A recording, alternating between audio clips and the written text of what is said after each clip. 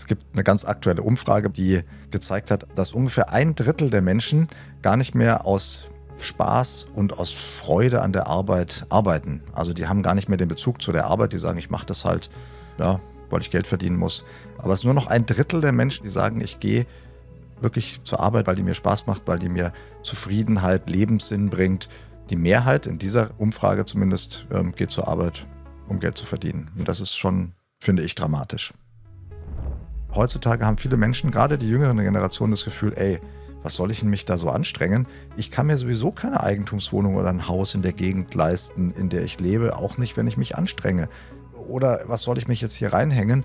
Um mich herum werden überall die Leute gekündigt, das ist total unsicher. Ja?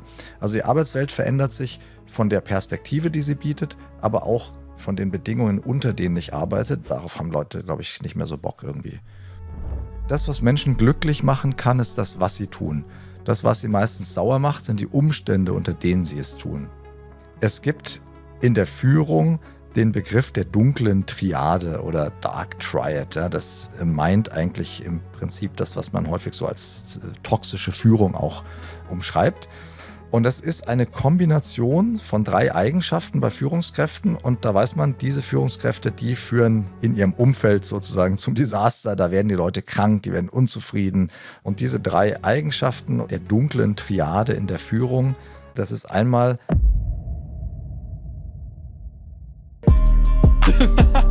Super geiles Gefühl. Das ist kein Zufall. Den Menschen ist nicht klar, was da oben abgeht. Mindseed mit Leon Heimann. Herzlich willkommen beim Mindseed Podcast, einem Ort für mentale Gesundheit und persönliche Entwicklung. Schön, dass ihr dabei seid. Ich bin euer Host Leon Heimann. In dieser Folge spreche ich mit Professor Dr. Klaas Lahmann, Facharzt für psychosomatische Medizin und Psychotherapie, über die psychologische Bedeutung von Arbeit und warum so viele Menschen sich in ihrem Job innerlich leer oder überfordert fühlen. Wir sprechen darüber, weshalb laut aktuellen Umfragen nur noch 1/3 der Menschen wirklich Freude an ihrer Arbeit empfindet, welche Rolle Führungskultur und Arbeitsbedingungen dabei spielen und wie sich chronischer Stress auf Körper und Psyche auswirkt. Außerdem geht es um die Frage, welche Situationen ein Zeichen sind, im Job zu bleiben, etwas zu verändern oder zu gehen. Wenn dir der Kanal und das Video hier gefallen, dann würde ich mich sehr darüber freuen, wenn du den Kanal einmal abonnieren würdest, denn das ist eine einfache und kostenlose Art und Weise, wie du uns hier tatkräftig unterstützen kannst. Vielen Dank an alle, die schon dabei sind und jetzt ganz viel Freude bei der Podcast-Folge mit Professor Dr. Klaas Lahmann. Klaas, gibt es Statistiken, die besagen, wie viele Menschen in Deutschland nicht zufrieden mit der Arbeit sind? Die gibt es ansatzweise. Es gibt eine ganz aktuelle Umfrage beispielsweise, die gezeigt hat, also vor wenigen Tagen erst, dass ungefähr 1/3 der Menschen gar nicht mehr aus Spaß und aus Freude an der Arbeit arbeiten. Also die haben gar nicht mehr den Bezug zu der Arbeit, die sagen, ich mache das halt, ja, weil ich Geld verdienen muss. Aber es ist nur noch 1/3 der Menschen in dieser repräsentativen Umfrage, die sagen, ich gehe wirklich zur Arbeit, weil die mir Spaß macht, weil die mir Zufriedenheit, Lebenssinn bringt. Die Mehrheit in dieser Umfrage zumindest geht zur Arbeit, um Geld zu verdienen. Und das ist schon, finde ich, dramatisch. Das ist aber für mich irgendwo nicht überraschend, weil wenn ich mich so umhöre in meinem Umfeld, familiär oder viele sagen schon, ja, morgen ist wieder Montag, ich muss wieder zur Arbeit gehen, ich habe eigentlich gar nicht so richtig Lust, ich arbeite total viel, ich habe wenig Zeit für mein Privatleben und so weiter und so fort. Also da habe ich schon das Gefühl, dass viele aus so ein Gefühl von Zwang haben, wenn sie zur Arbeit gehen. Ja, den Eindruck habe ich auch und das belegen eben ja auch diese Umfragen. Aber ich finde es trotzdem irgendwie dramatisch. Ja? Also, dass man so das Gefühl hat, boah, ja, vielleicht ist es ein Stückchen eine Gegenbewegung zu früheren Zeiten, als Arbeit so fast überdominant war. Ganz viele Menschen haben ganz viel über Arbeit geredet. Die Arbeit stand so im Mittelpunkt. Vielleicht auch die jüngeren Generationen, die das dann kennen, dass die Eltern am Abend noch von der Arbeit geredet haben, dass es um Karriere ging, um dieses Fortkommen. Also es ist ein bisschen wie so eine Gegenbewegung ist. Das kann doch nicht alles sein. Ja, so. Das mag damit reinspielen. Was sicherlich auch mit reinspielt, ist, dass die Arbeitswelt an sich verändert hat. Zum einen von den Arbeitsbedingungen, da sprechen wir sicherlich auch noch drüber, und zum anderen aber auch was kann ich denn von der Arbeit erwarten? Früher war das so, wenn man sich eine Zeit lang angestrengt hat, dann konnte man Karriere machen, dann hat man ausreichend Geld verdient, man hat später auch eine Rente bekommen, die auskömmlich war, zumindest so mehr oder weniger, ja. Und heutzutage haben viele Menschen, gerade die jüngeren Generationen, das Gefühl, ey, was soll ich denn mich da so anstrengen? Ich kann mir sowieso keine Eigentumswohnung oder ein Haus in der Gegend leisten, in der ich lebe, auch nicht, wenn ich mich anstrenge. Oder was soll ich mich jetzt hier reinhängen? Um mich herum werden überall die Leute gekündigt, das ist total unsicher. Ja? Also die Arbeitswelt verändert sich von der Perspektive, die sie bietet, aber auch sozusagen im Querschnitt von den Bedingungen, unter denen ich arbeite. Darauf haben Leute, glaube ich, nicht mehr so Bock irgendwie. Ja? Und also das ist der eine Grund, glaube ich. Und der andere, ja, vielleicht auch so ein bisschen eine gesellschaftliche Veränderung oder eben diese angesprochene Gegenbewegung auf das, was ich so von früheren Generationen kenne. Vielleicht können wir mal so ganz from the bottom anfangen. Mhm. Was bedeutet Arbeit eigentlich? Und jetzt nicht vom Wort her, sondern was, wenn die Leute Arbeit hören, Mhm. an was denken die dann? Und wie hat sich das gesellschaftlich, hast du ja gerade schon angesprochen, so verändert? Ja. Naja, also ein bisschen, ich will jetzt nicht zu sehr hast du gesagt, nicht zu sehr in die Semantik einsteigen und in die Wortgeschichte, aber früher hatte Arbeit etwas mit Mühsal zu tun. Also Arbeit war was Leidvolles, das hatte was mit Mühsal, mit Anstrengung zu tun. Und noch vor wenigen Jahrhunderten hat man nicht gearbeitet, wenn man nicht arbeiten musste. Ja? Also der Adel oder die wohlhabenden Familien, da hat man nicht gearbeitet, wenn man das nicht musste. Ja? Also es war ein bisschen unschicklich, ja, dass man arbeiten musste. Und dann hat sich das weiterentwickelt. Dann wurde die Arbeit vielfältiger. Es gab Arbeitsschutz, auch Gesetze, die da so ein bisschen eingenordet haben. Die Arbeit wurde dann nach der industriellen Revolution auch vielfältiger. Und sie hat sich dann so ein bisschen verändert hin zu auch in vielen Bereichen zumindest diesem Sinn erleben. Ja? Also die Identifikation mit der Arbeit. Es entsteht, das hat mal ein Soziologe so formuliert, dass ich ganz gut finde, ein Charakter des Tuns. Und wenn wir heute auf eine Party gehen, vielleicht heute nicht mehr ganz so, weil sich's ändert, ja, aber so als ich angefangen habe zu arbeiten, bin ein paar Jahre älter, und wir waren so auf Partys und dann waren da nicht nur mehr Medizinerinnen und Mediziner, sondern irgendwie auch andere Leute. Dann ging es ganz häufig darum, was machst denn du? Ja, also so, dann redet ein bisschen, wer bist du? Und dann geht es ganz schnell so, was machst denn du? Und dann sagen die Leute, ich bin. Ja, ich bin Anwalt, ich bin Ingenieur, ich bin Lehrerin, ich bin Ärztin, ich bin Personal Assistant oder irgendwas. Und im Idealfall ist es so, dass die Leute es mit so einem gewissen Stolz gesagt haben. Und dann merkt man schon dieses Ich bin. Da gibt es so eine Identifikation mit dem Beruf. Und das hat sich verändert über die Jahre. Ja, also das ist so zu der Frage, wie ist denn Arbeit und was bedeutet das? Früher war es Mühsal und Anstrengung. Dann hat sich im Durchschnitt, man kann nicht über jeden Einzelnen sprechen, aber im Durchschnitt so verändert oder dahin entwickelt, dass es einem Identität gibt, dass es einem Lebenssinn gibt, dass es irgendwie das Erwachsenenleben irgendwie auch ausmacht. Ja. Und heutzutage stehen wir jetzt, deswegen reden wir ja, glaube ich, auch, stehen wir auch vor ein paar Fragezeichen. Wie ist es denn eigentlich heute? Und heute ist es sehr, sehr divergent, sehr unterschiedlich.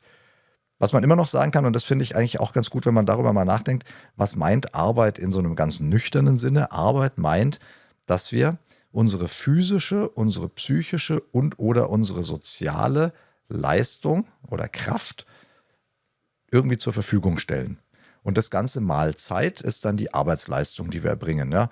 Und ich finde diese Untergliederung hilfreich, weil manche Berufe sind wahnsinnig anstrengend, obwohl man scheinbar wenig macht. Also man ist in einem Callcenter, aber man hat ganz viel mit Beschwerden zu tun. Ja? Und dann ist es körperlich nicht anstrengend, das ist jetzt auch vielleicht nicht wahnsinnig komplex, aber die Leute sind abends total müde, weil sie ständig so die Affekte vom Gegenüber irgendwie aufnehmen und verdauen müssen. Dann merkt man, wie anstrengend der soziale Anteil von Arbeit ist, ja, psychisch ebenso. Und körperlich ist das, was jeder so im Kopf hat, ja. Manche Menschen, auch in der Gegend, in der ich lebe, da in Freiburg, gibt es nicht so viel so Großunternehmen, Großindustrie. Da gibt es auch Menschen, die arbeiten viel mit den Händen, ne? Im Weinbau, in der Landwirtschaft, im Baugewerbe. Und da gibt es manche, die in so einer netten Weise auch sagen, naja, also Arbeit heißt, dass ich abends dreckige Hände habe und müde bin. Ja? Auch körperlich müde. Ja, aber eben nicht nur.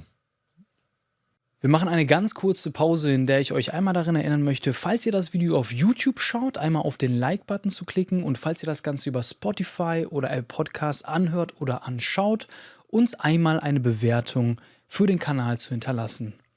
Damit unterstützt ihr uns und wir können weiterhin sicherstellen, die besten Leute hier in den Podcast zu holen und unsere ganze Energie hier reinzustecken. Danke für eure Unterstützung und jetzt zurück zur Folge. Das ist auch interessant, was du gerade gesagt hast, dass es, ich sag mal, in Deutschland oder in anderen Ländern so ist, dass man sich auf der Party dann schnell darüber unterhält, was machst du? Ich habe Freunde aus Spanien, die sagen zu mir, das ist gar nicht Thema. Und das merke ich auch, wenn ich dann da mit denen abhänge und mal mit denen unterwegs bin. Da fragt mich keiner, was ich mache. Das fragen die vielleicht mal nach 3-4 Tagen, wenn man ganz viel Zeit zusammen verbracht hat. Ja. Das heißt, da hat das einen ganz anderen Stellenwert, merke ich. Und bei uns hat das einfach einen sehr hohen Stellenwert. Und ich glaube, die Leute machen sich auch einen Eindruck darüber. So, die labeln dich vielleicht schon ein bisschen, je nachdem, was du sagst. Total. Ich habe mal einen Satz gehört, Englisch, aber ich finde den irgendwie gut. It's not about who you are, but how you are. Ja, also mich interessiert gar nicht so, was du für einer bist, also im Sinne von, was du machst und ja, ich bin eben der und der oder ich habe irgendwie so und so viel Follower in deinem Fall oder ich habe so und so viel, verdiene so und so viel oder ich habe den und den Status, sondern mich interessiert, was bist du eigentlich für ein Typ? Wie bist denn du so drauf als Mensch? Ja? Und will ich mit dir irgendwie Zeit verbringen oder im beruflichen Kontext will ich mit dir arbeiten? Und da finde ich diesen Ausspruch, it's not about who you are, but how you are, das finde ich irgendwie ganz gut. Also wie ist man denn so drauf? Und das ist in anderen Ländern deutlich anders. Da steht das weiter im Hintergrund. Stimmt. Hast du schon mal eine Zeit gehabt, wo du dich bei deiner Arbeit richtig schlecht gefühlt hast? Mehrmals. Also mehrere Phasen, wo ich richtig unzufrieden war. Ja. Magst du mal so eine Phase uns erklären, was da los war? Und weil ich nehme an, ne, dass das dann auch miteinander zusammenhängt mit der Arbeit, die du machst, weil du das wahrscheinlich auch vielleicht selber gespürt hast, ne? Diese Unzufriedenheit. Und kannst du uns da mal mitnehmen, so in die Perspektive, was da los war bei dir? Also das kann ich gerne machen. Eine Phase war, da war ich schon Facharzt ich bin Facharzt für psychosomatische Medizin und Psychotherapie und ärztlicher Psychotherapeut, also Psychoanalytiker. Und habe dann erst später angefangen, mich mit dieser Arbeitsthematik zu beschäftigen. In der Zeit habe ich hauptsächlich Klinik gemacht, also klinische Medizin, Behandlungen. Aber ich war immer schon an der Uniklinik, ich habe immer an der Uniklinik gearbeitet und hatte eigentlich den Karrierewunsch, der dann nachher auch geklappt hat, dass ich irgendwann mal auch an der Uni einen Lehrstuhl bekomme und Professor werde und so das verschiedene Dinge verbinden kann. Und dann gab es eine Phase, da habe ich gemerkt, das funktioniert nicht so richtig. Und ich wurde dann innerlich unzufrieden und ich wurde so verbissen. Also ich habe dann mich beworben auf Professuren und dann gibt es bei uns so ein Prozedere, dass man sich da bewirbt, dann werden verschiedene eingeladen, dann werden so Listen gemacht, wer kommt an die erste Stelle, an die zweite, an die dritte. Und ich war dann ein paar Mal auf dem zweiten Platz, aber immer diejenigen, die auf dem ersten Platz waren, die haben dann die Stelle auch wirklich angetreten. Manchmal kann man auch so nachrücken, ja, und es hat immer nicht funktioniert. Und dann wurde ich unzufrieden und dann gab es so eine ganz interessante Phase, wo ich auch meinem damaligen Chef gegenüber dann unzufrieden wurde. Und ich hatte das Gefühl, der unterstützt mich nicht richtig und der könnte eigentlich mehr machen. Und wenn man ihn fragen würde, würde er wahrscheinlich sagen, ich habe den immer unterstützt. Und ich habe auch immer daran geglaubt, dass der Klaas irgendwann sowieso seinen Weg machen wird. Ja? Aber ich habe dann meine innere Unzufriedenheit und dieses Verbissene, das habe ich so richtig auch ausgestrahlt und kann mir das gut vorstellen, dass ich dann auch so das so eingefordert habe. Jetzt unterstützt mich doch mal und es funktioniert nicht. Und ich so wie so ein Kind ein bisschen. Ich will jetzt mal auf den ersten Platz und ich will mich weiterentwickeln. Dann habe ich angefangen, so ein bisschen zu schauen, kann ich nicht außerhalb der Uniklinik irgendwie eine Karriere machen. Das hat mich dann aber wieder frustriert, weil ich gemerkt habe, ja, ich will aber doch das eine und ich erkundige mich jetzt oder sondiere das andere. Das war so eine Phase, da war ich wirklich irgendwie echt unzufrieden. Das Gute war, ich hatte noch nie eine Phase, wo ich so in den Grundfesten erschüttert war, also dass ich so auf allen Ebenen unzufrieden war. Ich war sozusagen hier unzufrieden mit der Karriereentwicklung in dieser Phase, habe jetzt im Rückblick auch gelernt, was dann passiert, wenn man diese Unzufriedenheit nach außen ausstrahlt, die Umwelt reagiert, ja, und das ließ sich mit meinem früheren Chef dann gut klären, ja, also es war echt nur eine kurze Phase und dann haben wir uns wieder so eingeruckelt und der hat mich schlussendlich immer unterstützt, ja, aber es war halt so ein Gefühl und in der Phase vielleicht auch ein Stückchen dann von ihm. ja, so eine Reaktion. Also das war für mich total lehrreich. Und was eben immer erhalten geblieben ist, und da bin ich auch total dankbar für, dass mir die Arbeit mit den Patientinnen und Patienten, mit den Menschen, die hat mir immer Spaß gemacht. Und da war ich nie unzufrieden. Das heißt, ich habe nie den Beruf in Frage gestellt, sondern im Endeffekt damals so ein bisschen den Job, könnte man auch sagen, also die Anstellung. Und das ist was ich wichtig finde. Ist es der Beruf, der mich unzufrieden macht? Oder ist es eigentlich der Kontext, der Job, da wo ich jetzt gerade bin? Das ist ein großer Unterschied. Ja. Du hast ja am Anfang gesagt, dass nur 1/3 wirklich zufrieden sind mit der Arbeit in Deutschland. Die anderen 2/3. Warum oder was sind die Gründe, dass die Leute nicht zufrieden mit oder in der Arbeit sind? Da fällt mir ein Zitat ein, das ich nicht ganz wortwörtlich hinkriege, aber das stammt von einem amerikanischen Arbeitspsychologen, der ist schon längst verstorben, Frederick Herzberg heißt der. Der sagt, das, was Menschen glücklich machen kann, ist das, was sie tun. Das, was sie meistens sauer macht, sind die Umstände, unter denen sie es tun. Und ich finde, dieses Zitat ist sehr einfach, aber wahnsinnig prägnant und aussagekräftig. Das, was die Menschen glücklich machen kann, ist das, was sie tun. Beim Zuhören denkt man vielleicht, naja, weitestgehend, aber der hat nicht ganz recht, ja, weil es gibt ja Berufe, die sind totale Maloche. Denkt man an schwer körperlich arbeitende oder auch monotone Berufe. Ich denke manchmal so an Menschen in der Stadtreinigung, die bei, salopp gesagt, Scheißwetter da irgendwie in einem dichten Verkehr mit der Müllabfuhr rumfahren und dann irgendwie so das körperlich anstrengendes Wetter schlecht. Wenn man mit denen mal spricht, dann sind die nicht alle unzufrieden. Manche sagen, naja gut, das ist jetzt halt ein Job, ja, aber ich habe ein cooles Team. Und das ist auch ein gewisses Erfolgsgefühl, wenn wir dann ein ganzes Stadtviertel quasi leergeräumt haben. Wir wissen, was wir tun, das ist total sinnhaft. Und da ist jetzt sozusagen schon in dem Beispiel die Schnittstelle zu den Bedingungen, unter denen wir arbeiten, habe ich nämlich einen, ich weiß gar nicht, wie die heißen, die Chefs da, ob die Vorarbeiter heißen, also muss ich passen, ja, aber habe ich einen Teamleiter oder eine Arbeitsatmosphäre, wo so eine Atmosphäre herrscht, also wo mir rückgemeldet wird, hey, guck mal, was wir heute geschafft haben, oder wo man mal irgendwie Witze macht, wo man miteinander unterstützend umgeht, ja, dann kann man auch diese Arbeitsplätze, das ist dann vielleicht nicht einer, den man freiwillig, wenn man jetzt nicht mehr arbeiten müsste, ewig machen würde, aber er ist zumindest ausreichend zufriedenstellend. Ja. Und dann gibt es natürlich viele andere Berufe, die auch sehr abwechslungsreich sind und so weiter, wo man sagt, das ist eigentlich ein cooler Beruf, aber auch da kann man unglücklich werden, wenn eben die Umstände nicht günstig sind. Also die Umstände, und das ist natürlich jetzt sehr pauschal, können wir noch weiter reden, aber die Umstände mal so ganz allgemein besprochen, das ist eigentlich der Knackpunkt, der zu der Unzufriedenheit führt. Also deswegen finde ich dieses Zitat so hilfreich. Okay, das heißt, es ist nicht unbedingt maßgeblich, was wir machen, sondern es ist eher maßgeblich, wie und mit wem und in welchem Umfeld wir das machen. Genau. Würdest du zustimmen? Weil du gerade so ein bisschen nachdenklich gewirkt hast? Ja. Oder hast du andere Erfahrungen? Ich glaube, wenn ich jetzt denselben Job mit demselben Team, also, oder anders gesagt, wenn ich den Job, den ich jetzt mache, mit meinem Team, wenn ich jetzt einen anderen Job machen würde mit demselben Team, wäre es auf jeden Fall cool, dass ich das Team habe. Ja. Aber trotzdem denke ich, macht der Job schon auch was aus. Und ich glaube auch, dass die Menschen für unterschiedliche Dinge geschaffen sind, so je nach Persönlichkeit, Charakter, Kompetenzen und so weiter.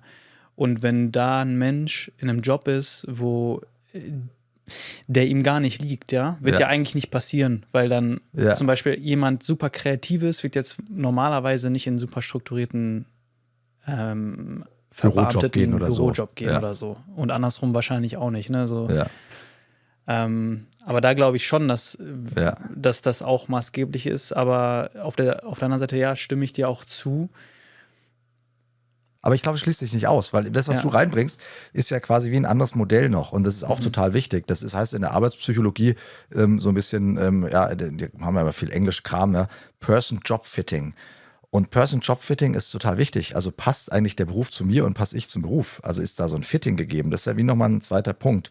Also das, was du gerade gesagt hast, passt eigentlich der Beruf von Also als Podcaster, als Kreativer oder als jemand, der eher so strukturiert irgendwas abarbeiten möchte und dann in der Verbeamtung oder in einem Büro besser aufgehoben ist, passt es zu der Person. Also das ist was ganz Wichtiges, Person-Job-Fitting. Und dafür brauche ich erstmal, wie bei unseren Anziehsachen, ich sollte eine Idee haben, was habe ich denn eigentlich für eine Kleidergröße, dass ich nicht immer die falschen Sachen irgendwie bestelle oder anprobiere und darauf achten, ja, passt es auch, fühle ich mich da irgendwie wohl sozusagen, ja, in dem Beruf. Jetzt, wenn ich aber einen Beruf habe, der zu mir passt, also Person-Job-Fitting ist super, dann kommt eben das, was ich vorher gesagt habe, stark zum Tragen, nämlich die Umstände. Und das erlebe ich häufig, dass Menschen zum Beispiel auch in meinem Feld sagen, ich bin total verzweifelt, weil ich wollte eigentlich schon als Kind, also bei mir war es ein bisschen anders, hat sich erst später entwickelt, aber ich habe viele Kollegen, die sagen, und auch Coaches, die sagen, ich habe als Kind schon davon geträumt, ich wollte Ärztin werden. Ich habe alles dafür gegeben. Das war der Motivator, dass ich mich in der Schule angestrengt habe, weil ich wusste, ich brauche gute Noten. Ich wollte Medizin studieren. Ich wollte mit Menschen arbeiten. Also da ist Person-Job-Fitting, hat sich so völlig stimmig entwickelt und dann sind die in dem Gesundheitswesen unserer heutigen Zeit und merken, ich sitze den halben Tag nur da und muss dokumentieren. Ich kriege ständig irgendwie einen Anpfiff. Ich bin total überlastet. Ich weiß überhaupt nicht, wer oben und unten ist. Ich bin total verzweifelt, weil ich will nicht wechseln. Ich will auch nicht ins Gesundheitsamt oder zur Krankenkasse, zum medizinischen Dienst. Ich will weiter eigentlich mit Patienten arbeiten. Da wäre dann das, was ich gerade gesagt habe, so der schmerzhafte Punkt. Die Umstände, unter denen ich das tue, die machen mich verzweifelt, sauer irgendwas. Und gleichzeitig habe ich aber auch Menschen bei mir sitzen, die darunter leiden, was du angesprochen hast, oder wo der Punkt zum Tragen kommt. Ich habe nicht richtig irgendwie hingespürt und mich vielleicht auch nicht so informiert und merke jetzt, der Beruf, der passt irgendwie nicht zu mir. Ja, so. Also ein sehr plakatives Beispiel, Menschen, die Tiermedizin studieren, ist jetzt ein bisschen medizinlastig, wenn wir nachher weggehen, aber so, und die Tiermedizin studieren, weil sie tierlieb sind und so die Idee haben, ja, ich will so mit Tieren arbeiten und dann haben sie so eine Kleintierpraxis im Kopf mit Hund und Katze und Kaninchen und so. Gibt es ja auch. Die Mehrheit aller TiermedizinerInnen arbeiten aber nicht in Kleintierpraxen. Die arbeiten in Schlachthöfen, die arbeiten in Tierlaboren, die arbeiten in der Pharmaindustrie. Hey, ja, das ist eine ganz andere Art von Arbeiten. Und da gibt es welche, die sagen, oh nee, ja, oder LehrerInnen. Ich werde Lehrer, weil ich denke, ey, cool, verbeamtet und Bio hat mich immer schon interessiert. Liegt mir so, Naturwissenschaften und so, ne? Studiere ich Bio auf Gymnasiallehramt und dann merke ich, jetzt habe ich diese ganzen 5, 6, 7, 8 Klässler, Pubertierende, das ist überhaupt nicht meine Welt, ja. Kollegstufe, Leistungskurs mag ich, ja, aber ich habe so viel und dann, solche Menschen mit denen arbeite ich häufig, ja, die dann merken, Mist, ja, so. Also das wäre das zweite Modell, Person-Job-Fitting. Und das von daher was ganz Wichtiges, was du gerade reingebracht hast. Lass uns mal in beide Sachen reingehen. Aus meiner Sicht ist der Ursprung ganz oft schon im heranwachsenden Alter. Ich hab eine Freundin und die wollte immer Designerin werden. Modedesignerin. So. Das hat sie mir damals schon gesagt, wo sie so auf der Suche war nach ihrem Studiengang und dann, sie war davon eigentlich schon fest überzeugt, aber ihre Eltern haben gesagt, nee, damit kannst du kein Geld verdienen, da findest du später keinen Job, mach das nicht. So, dann hat die irgendwann sich da überreden lassen und ist dann in die Architektur gegangen. So. Und dann während des Studiums schon die ganze Zeit hat ihr das keinen Spaß gemacht. Aber da war der Druck von zu Hause, ich will die nicht enttäuschen, also ziehe ich das einfach durch. Bachelor gemacht, Master gemacht, dann war sie im Job. Der Job hat ihr irgendwie auch keinen Spaß gemacht, schlechtes Arbeitsumfeld, der Chef hat sie belästigt auch. Älterer Chef gewesen, schon mit Frau und Kinder und wollte was von ihr. So. Sie ist da Anfang Mitte 20 gewesen. Das war natürlich, dann kommen wir zu dem Punkt Umfeld, auch noch dazu das falsche Umfeld, also eigentlich beides nicht gefittet. Jetzt hat sie sich umorientiert und ist in der Bauplanung oder ich kenne mich da nicht so gut, also auf jeden Fall hat sie einen leicht anderen Job, da ist sie jetzt einigermaßen zufrieden. Aber was ich damit eigentlich sagen möchte mit dieser Geschichte ist, ich glaube, oft fängt das auch schon sehr früh an, weil wir müssen uns oft schon sehr früh entscheiden. Bei mir war das auch so. Anfang 20, vielleicht noch nicht mal 20 und du musst dich entscheiden, was studiere ich jetzt. Und du hast gar keine Ahnung vom Arbeitsleben. Du weißt gar nicht, was das überhaupt bedeutet. Ja. Ich wusste gar nicht, was es bedeutet, 40 Stunden zu arbeiten. Ja. So. Und da musst du schon eine Entscheidung fällen oder oft sogar schon noch früher, ne? Ja. Wenn die in der Familie, die alle dich fragen, wenn du so aufs Abitur zugehst, ja, was machst du denn, was willst du denn machen? Ja. Merke ich bei meinen kleinen Cousinen gerade. Ja. Und ich glaube, das ist schon sehr schwer, da die wenigsten wissen, was sie da machen und dann irgendwann vielleicht fängst du an, eine Leiter hochzusteigen und steigst ja einfach immer weiter hoch, weil du denkst, ich habe mich da ja schon vor 5 Jahren für entschieden. Ja. Da sehe ich so ein bisschen schon den Ursprung vielleicht für diesen einen Punkt, den du angesprochen hast, die Job, Ja.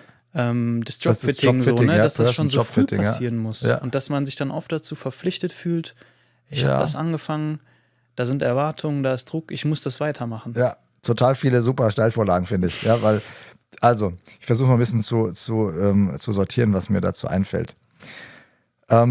Und fange von hinten an, weil das Letzte, was du gesagt hast, ist mir so hängen geblieben, ja. Die fühlen sich so verpflichtet, ja, dabei zu bleiben. Ich habe es angefangen, ja, und dann muss ich es auch weitermachen. Und das ist ganz interessant. Das ist in der Wirtschaftspsychologie auf Englisch wieder Sunk Costs Fallacy. Also das ist so die Falle, der versunkenen oder verborgenen, der versunkenen Kosten, aber nicht jetzt im Sinne von Geld, sondern auch, was ich investiert habe. Also ich habe jetzt schon so viel Energie da rein investiert, jetzt muss ich auch dabei bleiben. Ja, so. Das kennen wir auch sonst aus dem Leben. Ich habe irgendwas, was nicht so richtig läuft, aber ich habe schon so viel Zeit damit verbracht, wie am Computer, wenn man irgendwas hinbasteln will, ja, und es funktioniert nicht, dann denkt man sich, jetzt habe ich aber schon eine Stunde reingesteckt, jetzt bleibe ich noch dabei. Ja, so. Und das gibt es im Großen auch. Jetzt habe ich studiert oder ich habe eine Ausbildung gemacht, jetzt muss ich irgendwie dabei bleiben. Ja? Und man wirft sozusagen gute Energie der schlechten hinterher. Also ich habe die Energie, schlecht ist sie ja nicht, aber ich habe sie sozusagen, die zahlt sie nicht aus und jetzt investiere ich noch mehr. Eigentlich blöd, ne? So. Und was wir dann manchmal machen, wir bleiben dann einem etwas im Außen, also einem Beruf oder auch manchmal Figuren wie den Eltern oder Vorgesetzten oder so, denen bleiben wir treu, denen bleiben wir loyal und merken gar nicht, dass wir uns selber gegenüber untreu oder illoyal werden. Ja? Und das ist ja leidvoll. Und dann zu merken, okay, ja, was ist denn eigentlich Mehrwert? Die Loyalität mir gegenüber, weil ich habe vielleicht noch potenziell im Berufsleben von 20, 30, sogar 40 Jahren, je nachdem, wie man sich so auch positioniert oder wann man anfängt, ja, und dann zu entscheiden, hey, da ist doch die Loyalität und das Vertrauen in mich total wichtig, aber für manche Menschen gar nicht so leicht umzusetzen. Und da kommt der zweite Punkt mit hinein, den du angesprochen hast, nämlich die frühe Prägung, ja, dass wir dann manchmal so in unserem Frühen festhängen, dass wir so innere Antreiber, innere Stimmen, ja, so mit der Psychologie heißt es manchmal Oberpläne haben, also so wie was so immer durchläuft. Ich muss aber und ich kann nicht. Ja, und dann gefällt mir auch das Bild von der Leiter. Ich muss die Leiter hochkrabbeln und es fühlt sich an wie so eine Leiter. Und in Wirklichkeit ist es aber nicht die Leiter, die nach oben führt, sondern es ist eigentlich wie beim Bergwandern, vielleicht so eine steile Almwiese, wo man merkt, ey, wenn ich mal rechts und links gucke, ich kann auch Abzweigungen nehmen und mich trotzdem weiterentwickeln. Und es gibt nicht nur die eine Leiter, so wie bei deiner Freundin auch, ne, die jetzt was anderes macht. Das klang jetzt noch nicht so mega, aber ein bisschen besser. Und manche Menschen finden dann was, wie sie in kreativer Weise auch Sachen, die sie früher mal gelernt haben, in einer ganz anderen Weise später nutzen können. So, ich meine, du hast ja auch einen Wechsel oder eine Weiterentwicklung in deinem Fall hinbekommen, oder? Und machst jetzt was ganz... Ja, also bei mir kam auch genau der Gedanke auf, den du gerade gesagt hast. Ne? Ich habe irgendwie 7 Jahre oder was studiert, weil ich auch ein bisschen länger studiert habe noch. Sportwissenschaft, Sportmanagement und dann habe ich auch im Konzern gearbeitet und die ganze Familie war stolz. Der Leon, der arbeitet bei Puma, dem geht's jetzt gut. Keine Ahnung, wie der das geschafft hat, aber ist cool. Und dann schmeiße ich das einfach hin und starte mit einem Podcast, der auch noch gar nicht etabliert war zu der Zeit, wo ich noch gar kein Geld auch richtig verdient habe. Es war eigentlich ein totales Risiko. Ich bin auch ein totales Risiko eingegangen damals. Ja. Ne? Und ja, jetzt mache ich auch meinen Job und habe mein Team und verdiene mein Geld. Und trotzdem natürlich kommt manchmal der Gedanke auf, wofür hast du denn jetzt eigentlich studiert gehabt, 7 Jahre? Jetzt verwendest du das ja gar nicht, ne? Aber ich glaube im Leben auch, das Leben ist manchmal wie so ein Prozess. Man darf das nicht nur so schwarz-weiß sehen, sondern das Studium hat mich ja auch viel gelehrt. der Job hat mich ja auch viel gelehrt, Ja. wie ich Projekte managen muss, Ja. wie ich effiziente Kommunikation mache, welche Softwares man und das alles. Ja. Ich denke, wäre das alles nicht gewesen, würde ich jetzt auch Anders nicht das sitzen. so machen, wie ich das jetzt mache. Ja. Das ist ja alles auch Prägung und manchmal musst du ja auch erstmal Umwege gehen, um zu verstehen, nee, das will ich eigentlich gar nicht, weil ich war fest davon überzeugt, ich will im Konzern arbeiten und das ist the place to be für mich so, ne? Und da muss ich erstmal da sein, um zu verstehen, nee, das ist eigentlich gar nicht das, was ich will. Ne? Das heißt, ich denke, das ist auch ein Prozess und man darf dann nicht so sich darauf verhärten, das war ja alles für die Katz die letzten Jahre. So ist es bei Entscheidungen. Ja. Manchmal muss man erst wissen, was man nicht möchte. Oder es muss ein gewisser Druck auch entstehen, ja, so durch dieses, ich bin da aber ein bisschen unzufrieden oder so. Ich mache das manchmal, nicht so häufig, aber manchmal auch mit meinen Coaches, wenn die sagen, soll ich so oder so oder so machen, wenn es um so wirklich konkrete Entscheidungen geht, dass ich sage, jetzt wir stellen uns mal vor, wir nehmen eine Münze und auf der einen Seite steht die Entscheidung A, auf der anderen Seite steht die Entscheidung B und man wirft die Münze hoch und während sie in der Luft ist, in dieser Vorstellung, entwickelt man manchmal so ein Bauchgefühl, ich hoffe, sie landet auf der Seite. Das kennst du vielleicht, wenn man essen geht, ja, und du hast nachher so zwei Sachen, die du, soll ich ein Fischgericht essen oder einen Salat oder irgendwie so und dann, ich kann mich nicht entscheiden, die anderen wollen schon bestellen und dann hilft es auch manchmal, sich so vorzustellen, ich würde jetzt auf die eine Seite Salat, auf die andere Fisch schreiben, so, werf die Münze hoch und dann hoffe ich, ich hoffe, sie landet auf der Salatseite, so, ja. Also das ist so dieses, manchmal braucht man auch das Gegenteil, etwas, was nicht so gut läuft, um das andere klarer zu sehen. Ne? Das ist das eine, was mir zu dem einfällt. Und das andere ist hire for the attitude and train the skills. Das ist auch so ein englischer Spruch wieder, aber den finde ich super. Ja? Wenn Firmen jemanden einstellen, ich mache das oft auch, wenn wir in der Klinik Leute, jüngere Menschen einstellen, dass wir dann gucken, wer passt denn gut zu uns ins Team, wer bringt denn so ein Spirit, so eine Grundeinstellung mit, wo wir sagen, mit dem Menschen können wir gut arbeiten. Natürlich braucht man eine gewisse Basisausbildung. Und im Studium oder der Ausbildung, da kriegt man meistens eher diese Attitude noch so ein bisschen mitgebracht. Also mit welcher Haltung gehe ich denn an Dinge ran, so wie du gerade gesagt hast, ne? Projektmanagement, irgendwas mal. Und dann gibt es so spezifische Fähigkeiten, die du jetzt in deinem neuen Job auch brauchst, ja? Umgang mit Social Media, die Technik und so Zeugs hat man wahrscheinlich in Sportwissenschaften nicht so gelernt, ja. Aber das kann man sich dann drauf schaffen. Aber wie gehe ich an so ein Projekt ran? Wie mache ich das so? Wie arbeite ich mit einem Team? Das sind ja Dinge, die man so, die größeren Bögen, die man dann halt vielleicht vorher gelernt hat. Und deswegen finde ich das ganz gut. Ja? Also man bringt diese Grundeinstellung mit und entwickelt dann die spezifischen Fähigkeiten. Ja? Das ist doch ganz okay. Hast du eigentlich, darf ich mal kurz noch zwischenfragen, weil mich das interessiert, hast du den Wechsel direkt gemacht? Also hast du bei Puma aufgehört und hast dann gesagt, ich werde Podcaster oder hast du das so eine Zeit lang auch parallel gemacht? Ich habe das, ich glaube, das war sehr ungewöhnlich, was ich gemacht habe. Also ich habe bei Puma gearbeitet. Ich fange nochmal woanders an. Ich war im Masterstudium und war für ein Praktikum in München. Das hat mir aber gar nicht gefallen. So. Und dann, aber meine Idee war, okay, ich mache jetzt ein bisschen Praktikum in München, ein paar Monate und dann mache ich nochmal Praktikum woanders, dass ich so wie so ein halbes Jahr Praxis habe. So. Damit ich besser in den Job gehen kann danach, anstatt nur studiert zu haben sozusagen und Nebenjobs gemacht zu haben. Und dann hat mich Puma, habe ich ein Angebot von Puma bekommen, als Vollzeit dort zu arbeiten. Da dachte ich mir, das ist ja voll die geile Möglichkeit.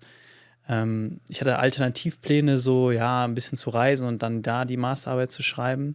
Da dachte ich mir, nee, das ist jetzt die Möglichkeit, die muss ich jetzt nutzen. Also bin ich zu Puma, aber auch alles mega cool. Und dann war ich fertig mit dem Master, hatte schon meine Berufserfahrung und dann wurde mir ein neuer Job angeboten dort bei Puma, aber mit demselben Gehalt und also mit denselben Konditionen wie vor 1,5 Jahren. So. Und da in dem Moment habe ich mich nicht gesehen gefühlt, dachte ich mir, Leute, ihr bietet mir einen neuen Job an, mit derselben Position, demselben Gehalt und so weiter und so fort. Finde ich nicht fair. Ich bin schon länger hier jetzt und ich habe jetzt auch einen anderen Abschluss. So, dann haben sie gesagt, ja, wir können dir nicht mehr anbieten. Habe gesagt, ja gut, dann gehe ich jetzt. Habe ich meine Kündigung eingereicht und habe gesagt, ich finde einen besseren Job. Dann bin ich zu einem Finanzunternehmen gegangen, habe dann auch die Konditionen bekommen, die ich wollte, Remote, mehr Gehalt und so weiter und so fort. habe dann das Social Media Management gemacht und nebenbei dann den Podcast schon gemacht. Das war schon so zu Puma-Zeiten und dann bei dem neuen Finanzunternehmen auch. Und das habe ich auch alles geschafft da bei dem Unternehmen, aber ich habe gemerkt, mein Interesse liegt da nicht so. Das ist auch vom Produkt her, so mein Interesse ist eigentlich beim Podcast. Und dann hat das auch sich in meiner Arbeit abgebildet und dann habe ich da eine Kündigung bekommen. Also erst habe ich gekündigt und dann wurde ich gekündigt.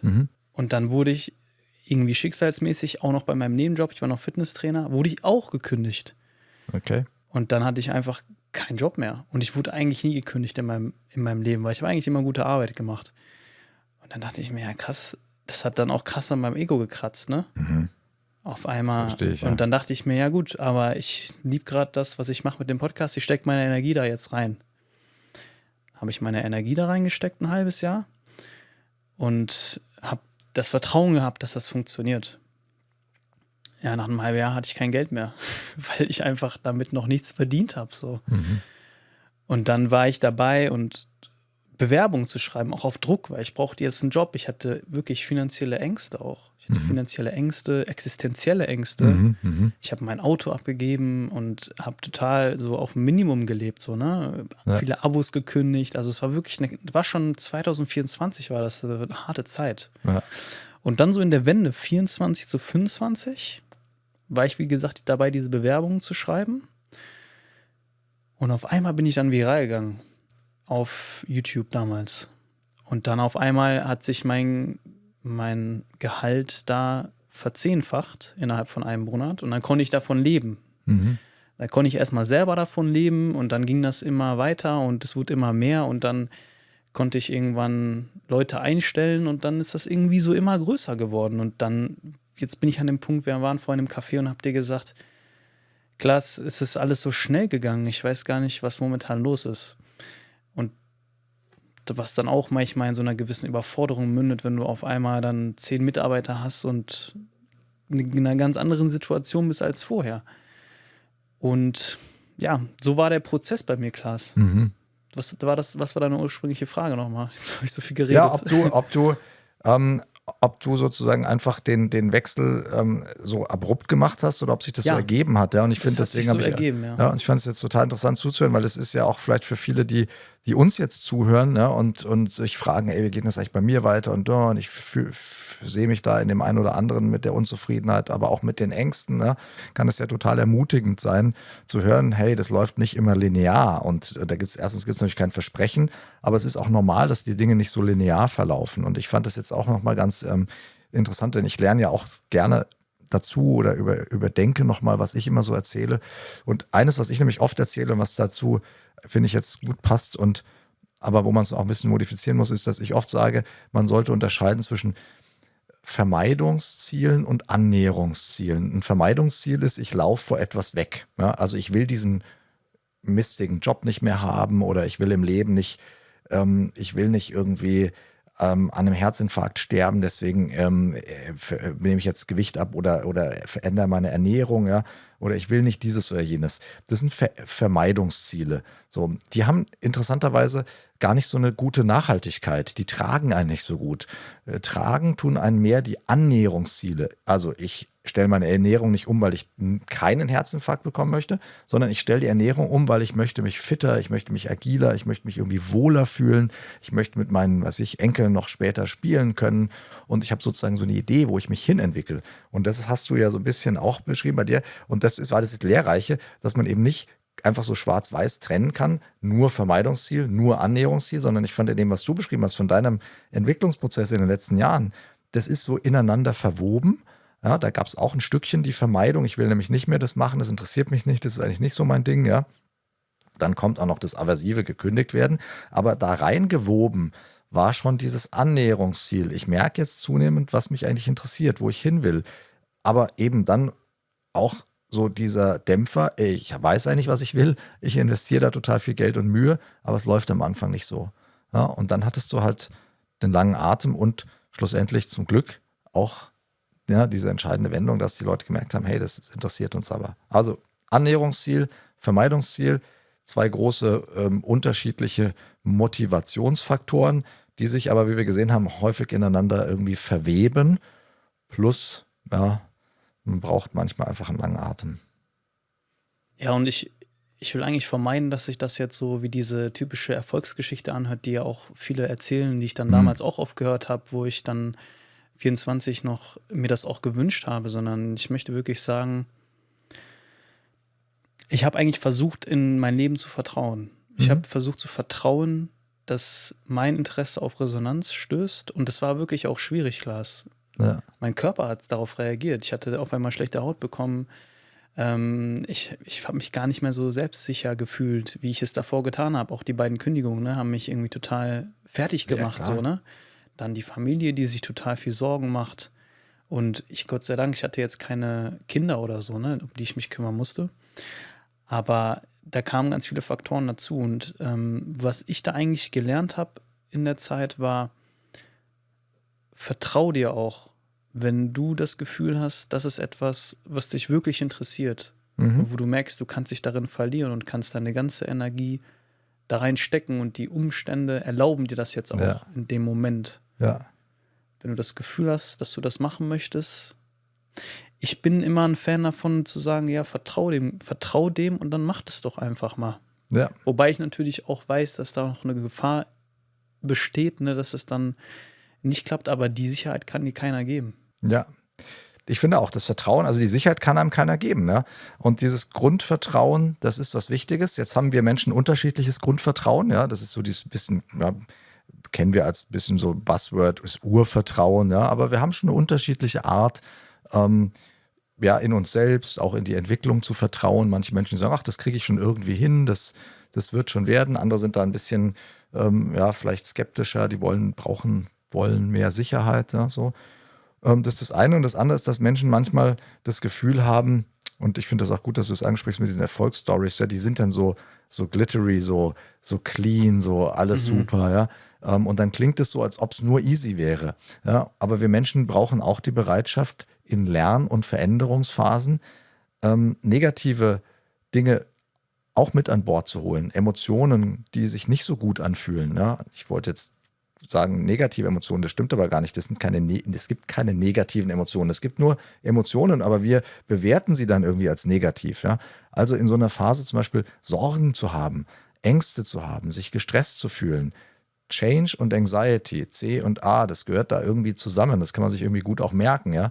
Veränderung und Angst und Stress gehören auch ein Stückchen zusammen. Denn wenn ich mich verändere und entwickle, so wie bei dir, dann weiß ich ja nicht, wo ich mich eigentlich genau hin entwickle. Ich weiß ja nicht, wie das wird. Ja? Ich selber habe nicht so eine große Veränderung jetzt gehabt in der Jobbiografie, weil ich hab diese Karriere dann ja gut hinbekommen. Aber ich musste umziehen. Ich bin 2016 von München, wo ich einen Freundeskreis hatte, wo ich die Stadt kannte und mochte, mag es immer noch, bin ich nach Freiburg gezogen und hatte natürlich jetzt beruflich da so eine Stringenz, aber ich hatte dann ein neues Team, auf einmal eine ganz andere Rolle, Verantwortung und ich habe mit 40 nochmal angefangen in einer Stadt, in der ich niemanden kannte am Anfang. Niemanden. Und ich hatte auch Angst und habe gedacht, boah, ey, aber wie wird denn das eigentlich? Kann ich da Fuß fassen? Lerne ich da Leute kennen? Und es gab Phasen, da saß ich abends allein zu Hause und habe gedacht, boah, ich will wieder nach München. Ja? Und gleichzeitig war ich aber beruflich genau an dem Punkt, den ich immer haben wollte. Ja? Und ich will das jetzt nicht so dramatisieren, weil das bei mir wirklich nicht dramatisch war. Weil ich hatte ja als Basis genau das, was ich haben wollte.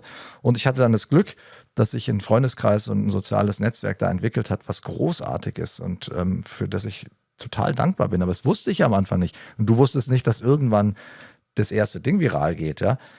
Aber wir brauchen halt diese Bereitschaft, uns darauf einzulassen und diese auch schwierigen Emotionen, diese schwierigen Umstände mit an Bord zu holen. Und darum finde ich, darum geht es mir ein Stückchen, das anzunehmen und nicht zu sagen, wenn ich es hinkriege und wenn es mein Weg ist, dann merke ich es daran, dass der geradeaus geht und dass das steil oder nicht steil, aber dass es immer bergauf geht, ja, sondern das ist nicht ein guter Parameter.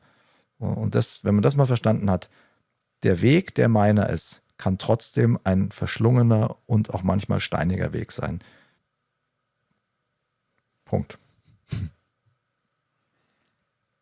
Ich glaube, eine Frage, die sich viele stellen ist und die ich mir selber auch öfter stelle, woher weiß ich, ob das, was ich jetzt gerade tue, das ist, was ich tun möchte und soll in diesem Leben?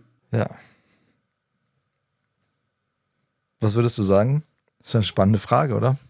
Hast du eine Idee? Woran machst du es fest? Ob es der richtige Weg ist? Ganz ehrlich, Lasse, ich weiß nicht. Ich weiß nicht, ob es der richtige Weg ist. Ich weiß es nicht. Na.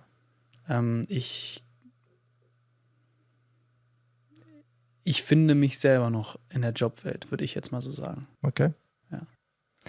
Aber das ist vielleicht auch ein Stückchen schon eine Antwort, ne? Weil der richtige Weg klingt ja so, als ob unser Leben, wir reden jetzt viel über Beruf, aber das hat ja auch eine Entsprechung zu anderen Lebensdomänen, ne? Das kann man ja auch übertragen auf andere Lebensdomänen, auf Freundeskreise, auf Beziehungsgeschehen, auf Lifestyle-Sachen. Wir denken manchmal so in einem Schienensystem. Ich bin auf so einer Schiene, da kommt eine Weiche, was ist denn jetzt die richtige? Und dann hinten kommt sozusagen schon Druck, du musst weiterfahren, du kannst jetzt nicht einfach anhalten, es muss weitergehen. Aber soll ich jetzt da lang fahren oder da lang fahren? Wie so eine Weiche. Ja, so mit der Idee, einer häufig unbewussten Idee, wenn ich dann die Weichenabzweigung genommen habe, dann geht es erstmal ewig geradeaus. So. Und in Wirklichkeit ist es kein Weichensystem, sondern ich hatte vorhin die Metapher von der Almwiese, wo man sich so emporarbeitet. Vielleicht ist es eher wie so diese Wanderpfade, wenn man in den Bergen unterwegs ist, auf so einer Almwiese. Das ist wie so ein Netz, ja. Also du kannst dann geradeaus laufen, du kannst aber auch erstmal links laufen und dann gibt es noch wieder eine Abzweigung. Damit möchte ich nicht sagen, dass die berufliche Entwicklung wahllos ist, aber ich möchte damit sagen, dass wir Menschen häufig viel mehr Möglichkeiten haben, korrigierend Einfluss zu nehmen. Und das macht es einfacher, weil dann ist es nicht der eine richtige Weg. So die Frage, woran merke ich denn, dass es richtig ist? Es geht gar nicht so sehr um die Verhinderung von Mismatch, also irgendwas zu verhindern, dass Beruf und Karriereweg nicht zu mir passen, also dass es so perfekt läuft, sondern es geht eigentlich eher um Repair, also kann ich korrigieren? Bin ich eigentlich so mutig und gestehe mir das auch zu, dass ich sage, okay, das war jetzt schon ganz grob die richtige Richtung, aber das Team ist zu klein oder ist zu groß oder ist zu viel oder ist zu wenig oder die inhaltliche Ausrichtung jetzt in deinem Fall oder bei mir, arbeiten an der Uniklinik, arbeiten in der Praxis, arbeiten da und dort. Da kann ich doch ein bisschen korrigieren und sich das zuzugestehen. Denn in der Psychologie, aus der Psychologie wissen wir, dass Entscheidungen in ihrer subjektiven Richtigkeit immer erst im Nachhinein zu bewerten sind. Also eine Entscheidung, ob die richtig oder falsch für mich war, und ich würde eher sagen, passend für mich, ja, nicht richtig oder falsch, wer gibt denn das vor, ja, aber ob sie passend ist, das merkt man eigentlich erst im Nachhinein. Ja, also deswegen funktionieren ja manchmal so, gibt es im Fernsehen so komische Formate, wo man dann mit Leuten spricht und dann soll man die heiraten, aber man kennt sie noch gar nicht so richtig. Ja, das ist ja natürlich völliger Quatsch. Also ich merke ja erst, wenn ich mich mit jemandem zusammentue, das fühlt sich ganz gut an. Und dann merkt man auch, und das kennen wir ja auch aus Partnerschaften vielleicht nur so, also ich kenne das zumindest, dass man dann merkt, okay, es fühlt sich ziemlich gut an, aber daran können wir gemeinsam arbeiten, dann wird es noch besser. Oder wenn es nicht ausreichend passt, ja gut, gibt ja auch Menschen, die eben nicht die erste Partnerin, den ersten Partner dann sozusagen heiraten oder mit dem zusammenbleiben, sondern ein bisschen, manchmal muss man es grundlegender korrigieren, das will ich damit sagen, ne? Und manchmal kann man es aber auch modifizieren miteinander und so ist es im Beruflichen auch. Also eine Entscheidung ist in ihrer Güte, in ihrer Qualität erst im Nachhinein eigentlich zu beurteilen. Das Erste. Das Zweite ist, viel wichtiger, ich kann vor allen Dingen korrigierend einwirken. Und das ist viel entscheidender als Mismatch, als irgendwie eine vermeintliche Fehlentscheidung zu vermeiden, dieses Potenzial zum Korrektiv zu haben. Und dann als Drittes könnte man, und das ist so ein bisschen so ein Psychospielchen, man könnte mal mit den Grundqualitäten auch rumexperimentieren, wenn man sich so sagt, ich muss diese und jene Entscheidung treffen mit dem Beruf oder ich möchte oder ich kann oder ich soll und letzte Dimension, ich darf. Ja? Also müssen, können, wollen, sollen und dürfen. Das hat Viktor von Weizsäcker mal beschrieben als das pathische Pentagramm. Und ich mache das oft, wenn Menschen sagen, ja, aber ich muss doch. Dann sage ich, müssen sie wirklich? Oder haben sie das Gefühl, sie sollten? Manchmal sind es innere Stimmen, die Familie, irgendwelche inneren Figuren, die das sagen. Ja? Aber man muss nicht. Man hat so das Gefühl, man sollte. Aber will ich auch? Kann ich auch? Was brauche ich dazu, dass ich es kann? Und darf ich es? Also gestatte ich es mir selber. Ja? Das ist so, manchmal sind das Spielen mit Worten in dem Zusammenhang auch hilfreich. Ich fasse es nochmal zusammen. Also zunächst einmal hast du gesagt, man wird erst später erkennen, ob es die richtige Entscheidung war. Das wird man in dem Moment nicht erkennen. Mhm. Dann, ich kann immer noch korrigieren. Mhm. Und oft hat man dann aber auch so Glaubenssätze in sich drinnen, Genau. ne, die man vielleicht auch erkennen darf, die dann auch oft einen in die eine oder andere Richtung Lenken. versuchen zu lenken. Aber was bedeutet das jetzt konkret? Also ich werde es erst später erkennen, bedeutet für mich, triff einfach erstmal eine Entscheidung, weil du wirst so oder so jetzt nicht 100% wissen, was die richtige Entscheidung ist. Dann, ich kann später noch korrigieren, heißt, okay, triff die Entscheidung und dann warte mal bis zu einem bestimmten Punkt ab. Und wenn du dann merkst, es war nicht die richtige Entscheidung, dann kannst du es noch ändern. Also es ist auch nicht, ne, das Bild mit der Weiche, es ist jetzt nicht in Stein Ist gemeißelt. nicht in Stein gemeißelt, genau. Ja, du kannst da noch, du kannst dann immer noch sagen, nee, will ich dann nicht mehr machen. Ja. So. Das ist so, ja. Weil manche Menschen haben tatsächlich so eine Art Entscheidungsangst, weil sie sich scheuen vor der Konsequenz, ja. Und ich habe neulich mal, es war so ein bisschen plakativ, dieser ganze Vortrag, aber er war auch nicht verkehrt und irgendwie ganz kurzweilig von einem Piloten so eine Keynote gehört, ja. Und der hat gesagt, pass mal auf, wir wissen manchmal nicht genau, ob es jetzt wirklich so funktioniert, aber in der Notfallsituation ist das Nicht-Treffen einer Entscheidung tödlich. Wenn wir eine Komplikation oder irgendein technisches Problem haben im Cockpit und wir entscheiden uns gar nicht, dann ist das Desaster eigentlich schon vorprogrammiert. Es kann aber sein, dass wir nicht die ideale Entscheidung treffen. Ja? Und dann merken wir, oh, das funktioniert jetzt nicht. Dann müssen wir halt, wie ich es gerade gesagt habe, nochmal nachkorrigieren. Ja? Deswegen haben die da ihre Algorithmen und Handbücher. Aber das Nicht-Treffen einer Entscheidung, weil ich nicht ganz sicher bin, ob es wirklich die perfekte ist, kann in manchen Situationen natürlich jetzt sehr plakativ, ja, in der Luftfahrt da tödlich sein.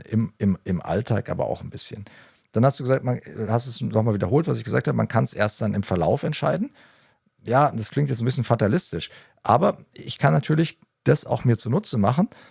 Und das ist so eine relativ banale Technik, die Zukunftsprojektion. Also ich kann mir mal vorstellen, hey, ich entscheide mich heute virtuell, ne? Ich stelle mir mal vor, ich entscheide mich heute für dieses oder jenes. Wie wird sich das in 6 Wochen, in 6 Monaten, in 6 Jahren auf mein Leben auswirken? Ja, dann merke ich manchmal, okay, in 6 Wochen hat sich noch nicht viel getan, das ist super anstrengend. Wir haben vorhin darüber gesprochen, wie geht es eigentlich mit deinem Business weiter? Okay, ich projiziere mich mal in die nähere Zukunft. Da merkst du vielleicht, boah, wenn ich so weitermache, ist es total anstrengend. Läuft super gerade, aber es ist super anstrengend. Aber vielleicht lohnt sich die Anstrengung. Vielleicht auch nicht so. Ich kann das nicht beurteilen, aber man kann sich da reindenken, vor allem du, ne? So in dem Fall. Wie ist es eigentlich in 6 Monaten? Wie ist es dann in 6 Jahren potenziell? Und dann merkt man nämlich auch, was ist im Hier und Heute vielleicht belastend und stellt mich nicht so zufrieden und was ist im Da und Dort in der Zukunft besser. So, das ist ja das, was wir Menschen auch häufig sehr schnell imaginieren können.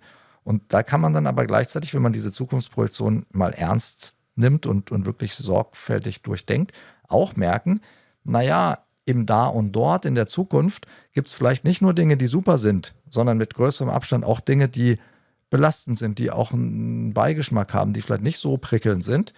Gehört auch dazu zum Leben, ja. Und dann gleichzeitig im Hier und Jetzt aber auch mal zu schauen, ja, was ist denn im Hier und Jetzt eigentlich auch noch ganz okay, weil wir Menschen haben manchmal auch so eine Art Problemfokus, das merken wir auch in Gesprächen, ne, dass wir oft ein bisschen sagen, ja, das ist, also, ja, passt schon, das könnte besser sein, da und da. Aber aktiv zu gucken, nicht nur, was ist im Hier und Jetzt doof, sondern was ist im Hier und Jetzt auch angenehm. Und was ist in der Zukunft nicht nur super, sondern was ist auch da ein bisschen leidvoll. Dann hat man so 4 Felder und das hilft einem auch total. Das hilft mir auch zum Beispiel jetzt momentan haben wir in der Uniklinik in Freiburg, also hilft mir auch persönlich, wir haben in der Uniklinik Freiburg gerade eine Situation, wo die Wirtschaftlichkeit sehr im Vordergrund steht. Ja? Ist ja auch wichtig, muss man irgendwie auch das ganze Zeugs finanzieren, aber es beeinflusst halt unser tägliches Handeln mit den Patienten. Und da gibt es Bereiche, da macht mir das momentan auch nicht so viel Spaß wie früher. Da denke ich mir, oh nee, ey. So, ja.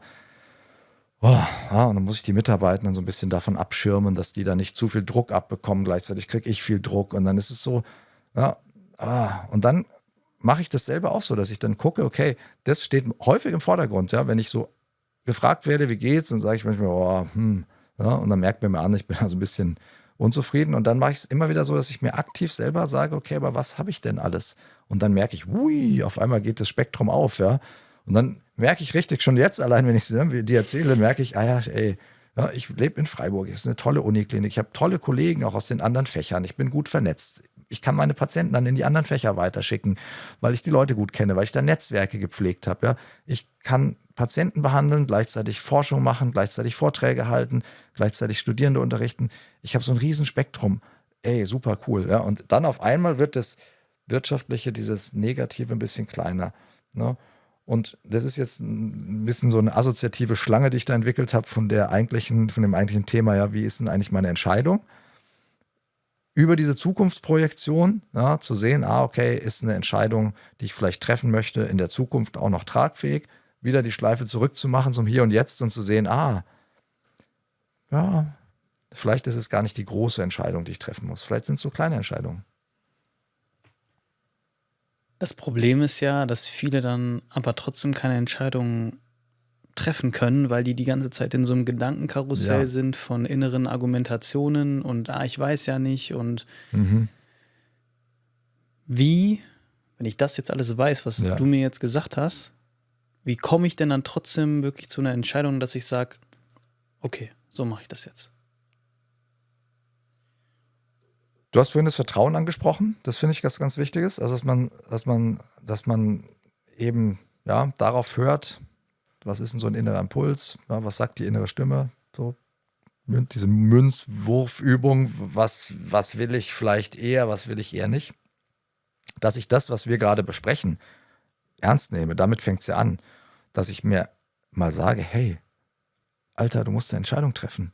Ja, ohne Entscheidung, da dieses Piloten-Cockpit-Beispiel, jetzt sitze ich zwar nicht im Cockpit, aber das läuft nicht gut, wenn ich gar keine Entscheidung treffe. Also eine getroffene Entscheidung ist häufig besser als gar keine Entscheidung.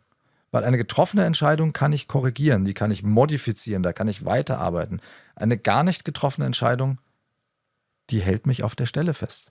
Und wir Menschen wollen uns entwickeln. Und ohne kleine Entscheidungen, und das müssen eben nicht immer die riesigen sein, ohne kleine Entscheidungen kann ich mich nicht entwickeln, aber ich möchte mich entwickeln. Wir Menschen wollen uns immer entwickeln. Ja, das Leben ist ein Entwicklungsprozess bis zum Tod hin irgendwie. Ja, so. Und jetzt kann ich mir gut vorstellen, wenn man das so, wenn man zuhört, denkt man, ja, aber ich habe Angst, ich weiß es nicht, was soll ich denn machen? Ja? Das, was du gemacht hast, ein bisschen als Beispiel nehmen, ja? Nämlich das Standbein im Hier und Jetzt zu behalten. Ich muss ja nicht gleich mit beiden Beinen hüpfen. Das wäre so eine große Entscheidung. Nee, ich kann doch mit einem Bein so bleiben, wie es ist. Also quasi ein Teil von mir entscheidet noch nichts. Aber ein anderer Teil von mir, den nehme ich mal, um so ein bisschen zu sondieren. Ich hospitiere mal irgendwo. Ja, mich hat gestern gerade bei einem Workshop eine Kollegin angesprochen, die in ihrem ursprünglichen Fach nicht ganz so glücklich ist. Die überlegt, ich weiß nicht, ob die Psychosomatik nicht vielleicht was wäre oder Psychotherapie. Die hospitiert jetzt bei uns demnächst mal. Na, mit so einem Bein ein bisschen zu tasten, ein Ehrenamt aufzunehmen, eine Nebentätigkeit, so wie du das gemacht hast, nebenbei schon mal anzufangen.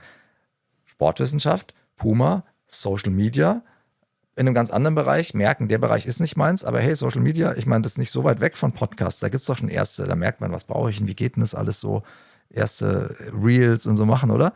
Ja. Das ist so ein sich hineintasten. Und das ist eigentlich das. Es gibt von Rilke so ein schönes Gedicht, was ich nicht wörtlich zitieren kann, weil das konnte ich noch nie gut, ja? Aber der hat so an einer Stelle gesagt, irgendwann merkt man so, man lebt fragend in die Antwort hinein. Also es gibt nicht die eine Antwort auf so große Lebensfragen, sondern manchmal ist so eine fragende Haltung gepaart mit so einer Entwicklungsbereitschaft. Ja, ich probiere es mal, ich gehe mal so einen kleinen Schritt mit dem einen Bein und dann merkt man, das gibt mir Antworten, das merke ich, das mag ich. Ja, oder hier merke ich, das stimmt. Das ist eigentlich so ein Prozess. Wir haben jetzt viel über Jobfitting so im weiteren Rahmen gesprochen. Jetzt würde ich gerne mal auf diesen zweiten Punkt zurückkommen, den du am Anfang genannt hast, warum viele Menschen nicht zufrieden oder glücklich mit ihrem Job sind, ist das Umfeld und die Bedingungen, in denen sie dort arbeiten. Und du hast mir gesagt, oder ich hatte gelesen, dass du gesagt hast, ein wesentlicher Punkt, sich schlecht auf der Arbeit zu fühlen, sind schlechte Führungskräfte oder auch toxische Führung. Was ist denn toxische Führung? Also so ein bisschen ein Wort, was man mit Vorsicht genießen sollte, weil toxisch, ne, ist so in aller Munde momentan, und ich als jetzt ärztlicher Psychotherapeut und auch jemand, der aus der Wissenschaft kommt, ist da vorsichtig, weil toxisch ist schwer zu operationalisieren, zu definieren. Es wird manchmal so inflationär verwendet bei toxischen Beziehungen, toxische Persönlichkeiten und dieses und jenes. Ja, also da finde ich so mal ein bisschen aufpassen, dass man eine Idee hat, wovon man eigentlich spricht. So, das als kleines Vorwort. Es gibt in der Führung den Begriff der dunklen Triade oder Dark Triad. Ja, das meint eigentlich im Prinzip das, was man häufig so als toxische Führung auch umschreibt. Und das ist eine Kombination von 3 Eigenschaften bei Führungskräften. Und da weiß man, diese Führungskräfte, die führen in ihrem Umfeld sozusagen zum Desaster. Da werden die Leute krank, die werden unzufrieden, die kündigen. Und diese 3 Eigenschaften oder diese 3 Parameter der dunklen Triade in der Führung, das ist einmal Machiavellismus, ja, also dieses machiavellistische, ich mache es ja nur zum Wohl der Firma. Wenn wir alle Gesetze einhalten würden, wenn wir mal alles genau machen würden, wenn ich auf jeden Einzelnen Rücksicht nehmen würde, ich tue es doch nur zum Besten der Firma. Das sehen wir im globalen, im politischen, ja, ich tue es doch nur zum Besten des Landes, der Bevölkerung.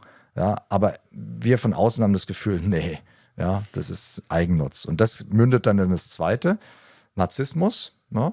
Also wir machen es, und narzisstische Führungspersönlichkeiten, die holen sich dann auch manchmal so Verbündete ran, die das mittragen, dieses machiavellistische, ja klar, wir, ja, Wirecard oder so, ja, das geht um uns und ich, ja, also wenn ich jetzt immer, also ich bin auch ein bisschen wichtiger, wenn ich jetzt mich immer an die Geschwindigkeitsbegrenzung halten würde, hey, ja, wir wollten ja einen Podcast machen, das ist doch wichtig, dass ich pünktlich bin, dann kann ich jetzt nicht an jeder Ampel immer anhalten, nur weil die gerade auf Rot schaltet oder so. Das wäre so dieses, ja, narzisstisches, ich blende die anderen aus und aber wenn du mich kränkst, und das ist ja in der Führung dann das Gefährliche, wenn man als Führungskraft sich angegriffen, in Frage gestellt fühlt, dann gibt es einen Gegenwind, dann wird man abrasiert und klein gehalten. So, dann kommt diese, wie wir sagen, narzisstische Wut. Also die Menschen sind dann so gekränkt.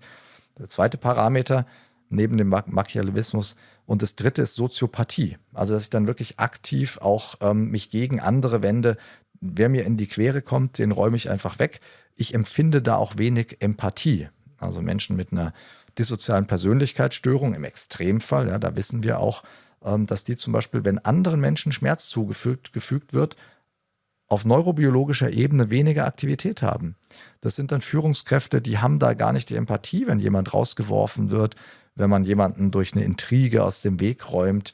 Die gehen nicht abends nach Hause und denken so, jetzt habe ich zumindest mal ein schlechtes Gewissen. Nein, das merken die gar nicht. Und diese Kombination, Machiavellismus, ich tue es ja nur fürs Gute, aber das rechtfertigt eben auch Dinge, die man eben nicht tun sollte, in Verbindung mit Narzissmus. Ich muss meinen Selbstwert dadurch stabil halten, dass ich andere auch abwerte, klein halte, weil ich eigentlich im Inneren, ganz tief im Inneren, fragil bin und nicht so ein gutes Selbstwertgefühl habe. Und da brauche ich dann die anderen, die mir sozusagen diesen Selbstwert auch zuführen. Die Chefs, die sich dann immer hinstellen und die Leistungen anderer als eigene verkaufen. Kombiniert mit dem dritten, mit der Soziopathie, empathielos, auch interessanterweise auf einer neurobiologischen Ebene eher empathielos, einfach ihr Ding machen. Und wenn das 3 zusammenkommt, dann hat man Führungskräfte, die eben eine ganz schöne Schneise schlagen.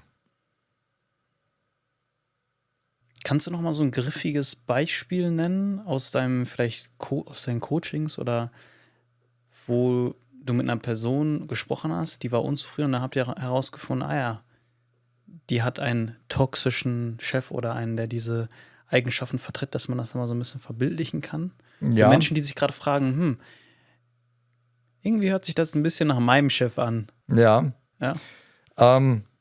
Ja, das gibt es in verschiedenen Bereichen. Ich muss immer so beim Schildern, deswegen zögere ich, ja, muss ich immer so ein bisschen gucken, wie verfremde ich auch einzelne Beispiele, weil ich nicht möchte, dass dann die Menschen, die bei mir in Behandlung waren, so das Gefühl haben, jetzt spricht er über mich, wenn die das hören, ja, oder auch nicht identifiziert werden können. Deswegen mache ich es oft so, dass ich dann bei den Schilderungen irgendetwas an so einer Geschichte auch umbaue. Aber ich habe eine Führungskraft, also das heißt, Führungskraft klingt jetzt mal so eigentlich finde ich ein doofes Wort, Führungskraft, aber einen Menschen in der sehr verantwortlichen Position in der Luxushotellerie im Coaching gehabt. Und der hatte einen Vorgesetzten, in dem Fall halt eben einen Hotelleiter, der genau so agiert hat. Ja. Also es drehte sich alles immer nur um die Leitung und es war wirklich ein bekanntes Hotel, sehr, sehr angesehen, sehr renommiert. Gäste waren irgendwie auch zufrieden, ja. Aber alles drehte sich, wenn irgendwas gut gelaufen war, was mein Coach hier auch also wo er sehr zu beigetragen hat, wo er mitverantwortlich war, dann hat sich immer nur der Chef das auf die Fahnen geschrieben.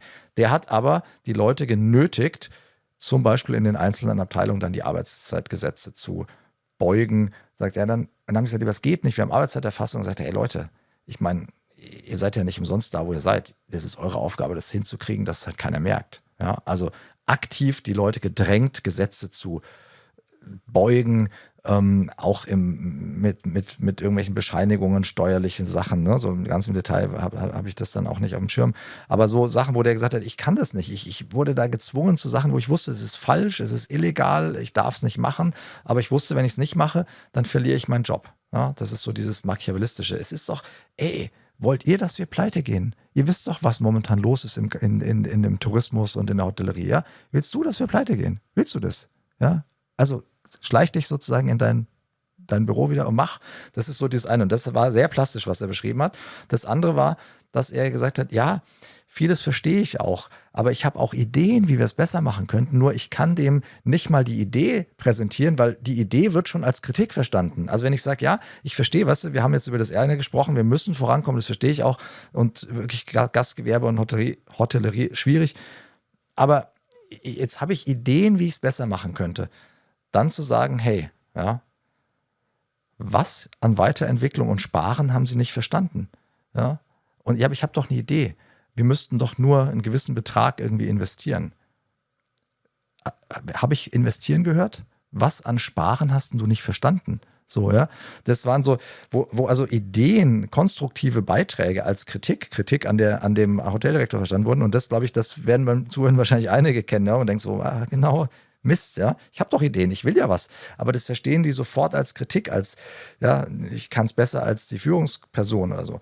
Das ist das Zweite. Und das Dritte ist dann, wenn es dann irgendwann kippt, diese Soziopathie, dass wirklich aktiv die Leute rausgedrängelt werden, dass man so Exempel statuiert.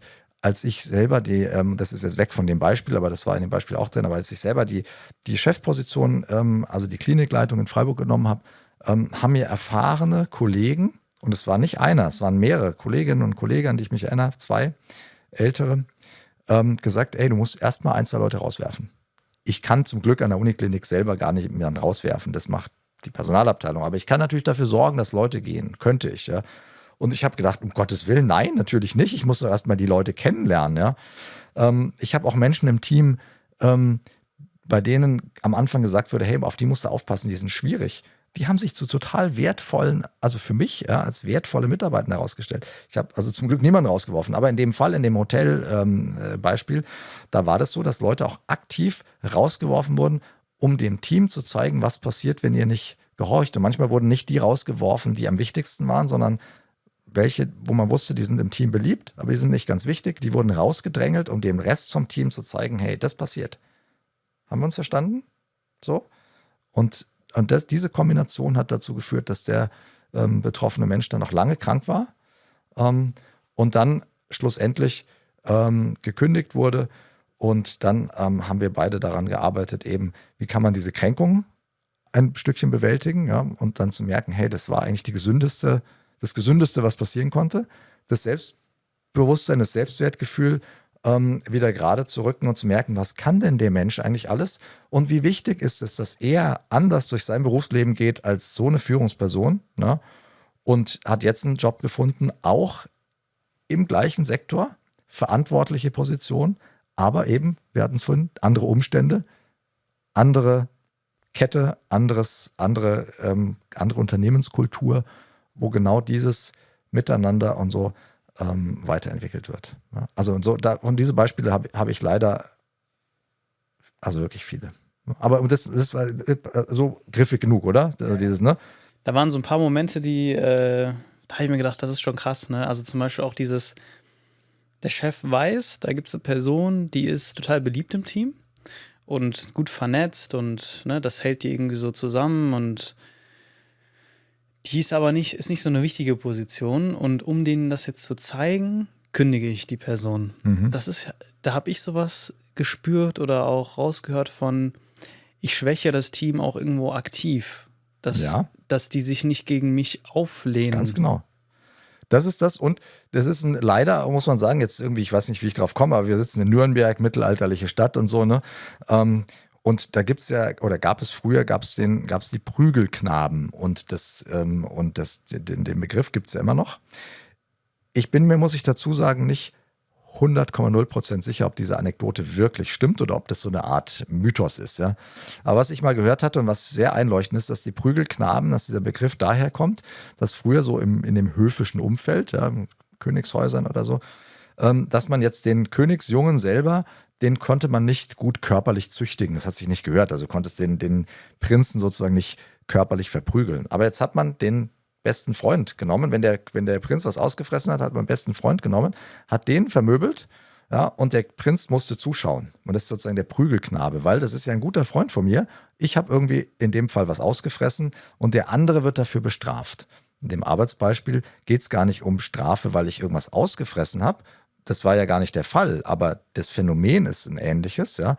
Ich behandle einen im Team schlecht oder dränge ihn sogar raus und dann hat man dieses, ja, weil die meisten Menschen eben ja nicht soziopathisch sind, die übernehmen dann diesen Schmerz sozusagen und kriegen dann auch Angst. Und dann hat man so eine Schreckstache im Team. Das ist halt eine krasse Manipulation, ne? Ja, krass. Das ist so das, ja, dunkle Psychologie sozusagen, ja. Aber so funktioniert es manchmal. Zum Glück sind das aber, muss man auch sagen, insgesamt jetzt nicht Einzelfälle, also sind viele Fälle in Deutschland und überhaupt auf der Welt, auch in der Arbeitswelt. Aber in Relation zu allen Arbeitsplätzen ist es zum Glück natürlich eher selten. In Relation. Aber die Einzelfälle sind schon schlimm genug.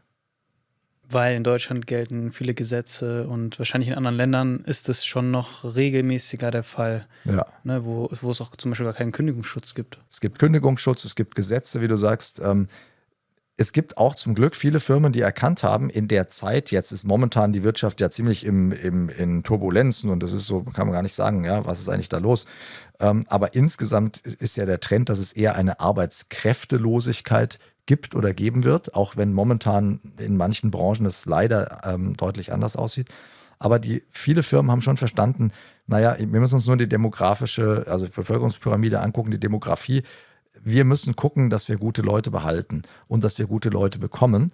Und das kriegen wir nicht nur durch gute Bezahlung, sondern auch durch eben eine Arbeitskultur, eine Arbeitsatmosphäre, Umstände, Bedingungen, die so attraktiv sind, die so günstig sind, dass die Leute bei uns arbeiten wollen. Und das führt dazu, dass viele Unternehmen zum Glück an der Stelle auch viel machen für die psychologische Sicherheit, für Wellbeing at Work, Mental Health at Workplace. Das sind alles so diese jetzt englischsprachigen Buzzwords, die man dann auch bei LinkedIn findet, aber die Firmen zum Glück oft auch wirklich, wirklich ernst nehmen. Da habe ich auch tolle Beispiele in die andere Richtung. Also habe ich das richtig verstanden? Du sagst, es wird in Zukunft eher an Arbeitskräften mangeln?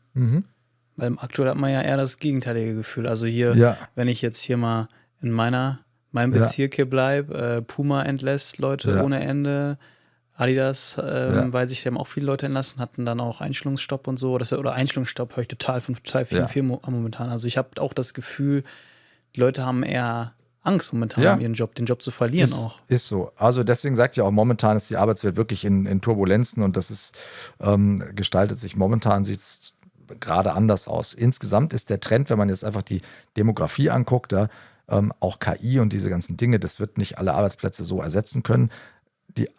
Wir sehen es ja auch in der Medizin, in der Pflege, in den sozialen Berufen, da haben wir auch jetzt noch Nachfrage, aber aufgrund der wirtschaftlichen Nöte, auch der konjunkturellen Entwicklungen, gibt es selbst in diesen Branchen teilweise Budgetkürzungen, Einstellungsstopp und so weiter. Also von daher ist seine Wahrnehmung völlig richtig. Das erlebe ich auch so in meinem Umfeld. Ich erlebe es auch bei den Menschen so. Langfristig haben die Firmen, die denken ja in Lanz-Langenbögen, ja, merken die schon, wir müssen aber auch trotzdem gucken. Und interessanterweise haben auch die großen Firmen diese Bereiche jetzt eben Initiativen, die mentale Gesundheit am Arbeitsplatz adressieren oder die Weiterqualifikation von Führungskräften im Sinne der gesunden Führung.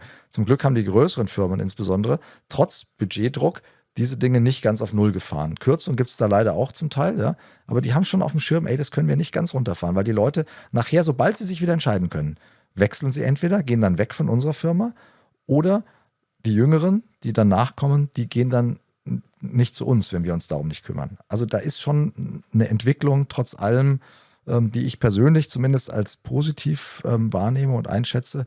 Zugleich ist es aber so, wie du sagst, im Moment regiert da ein Stückchen Stress und Angst und das führt dazu, dass Menschen auch an Arbeitsplätzen bleiben, die ihnen nicht gut tun, weil sie Angst haben, ja, wenn ich das mache, was so in der wieder englischen Terminologie Naked Quitting heißt, also ich kündige mal ins Blaue hinein, dann habe ich Angst, dass ich da was finde. Und wie kommst du jetzt darauf, dass in Zukunft eine Arbeitskräftemangel herrschen wird? Einfach, wenn man sich die Bevölkerungspyramide anguckt, dann haben wir so viele Menschen, die jetzt demnächst, und jetzt fängt es so langsam schon an, in den Ruhestand gehen und weniger Menschen nachkommen, die wir ohne Menschen aus anderen Ländern, aus anderen Branchen, die man nicht gut besetzen kann. Und das ist ja natürlich jetzt ein bisschen so ein, ist ja sehr am Rande meiner persönlichen Expertise. Ich bin ja eben, bewege mich in dem Bereich Schnittstelle psychische Gesundheit und Arbeitswelt. Da geht es jetzt schon sehr rein in die Arbeitswelt an sich, ja, in Arbeitssoziologie auch. Aber das ist relativ unumstritten, dass wir einfach weniger jüngere Generationen, also zahlenmäßig sind die jüngeren Generationen einfach weniger. Und man geht davon aus, dass dieser Mangel an Menschen, an Köpfen, an Händen, dass das nicht ersetzt werden kann durch KI. Im Moment haben wir halt diese wirtschaftlichen Veränderungen, die dazu führen, dass viele große Firmen Angst haben und dann abbauen, ihre Entwicklung stoppen, aber langfristig wird es nicht so bleiben.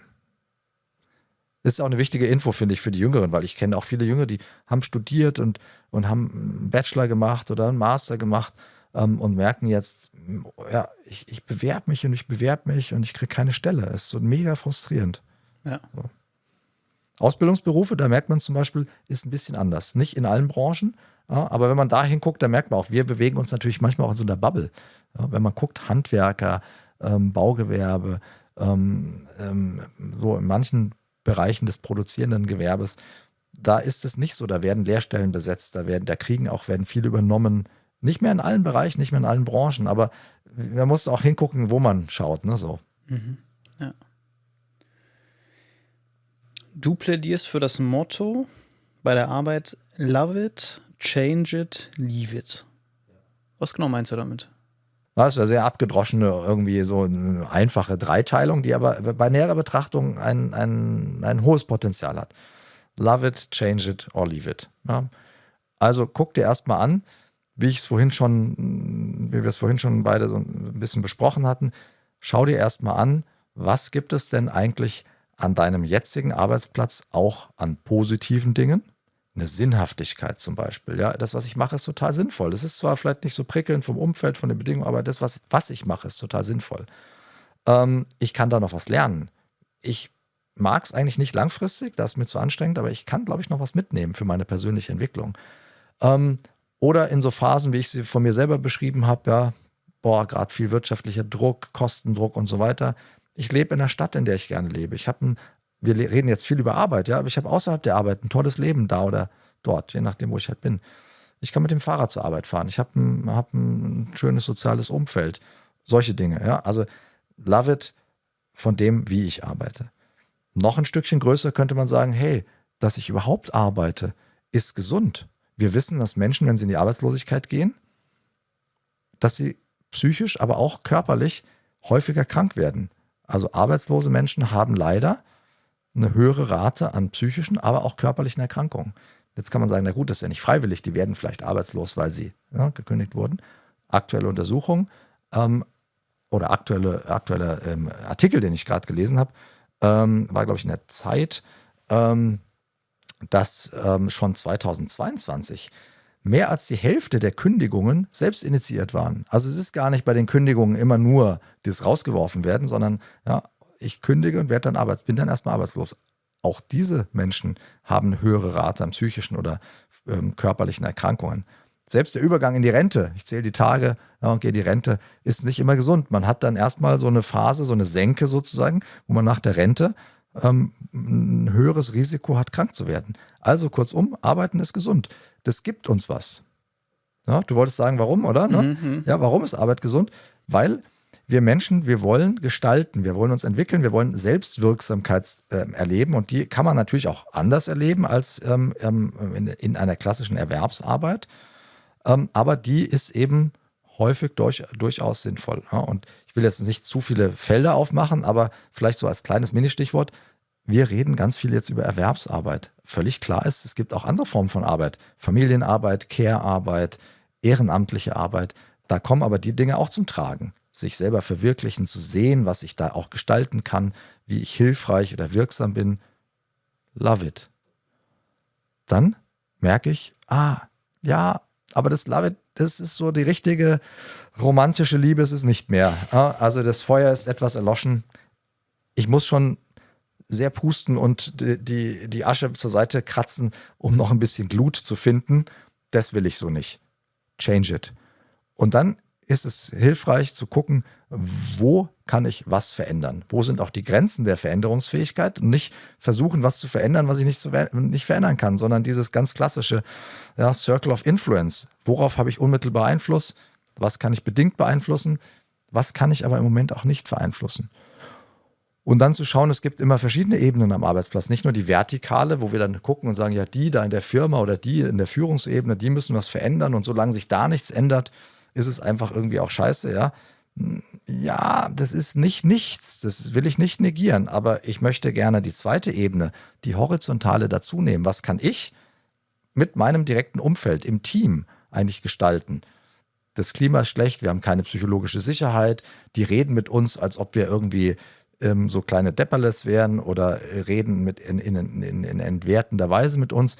Ja, aber ich kann doch trotzdem, das eine schließt das andere nicht aus, in meinem Team versuchen, in dem Kernteam mit den direkten Menschen wertschätzend zu reden, da ein anderes Klima zu schaffen.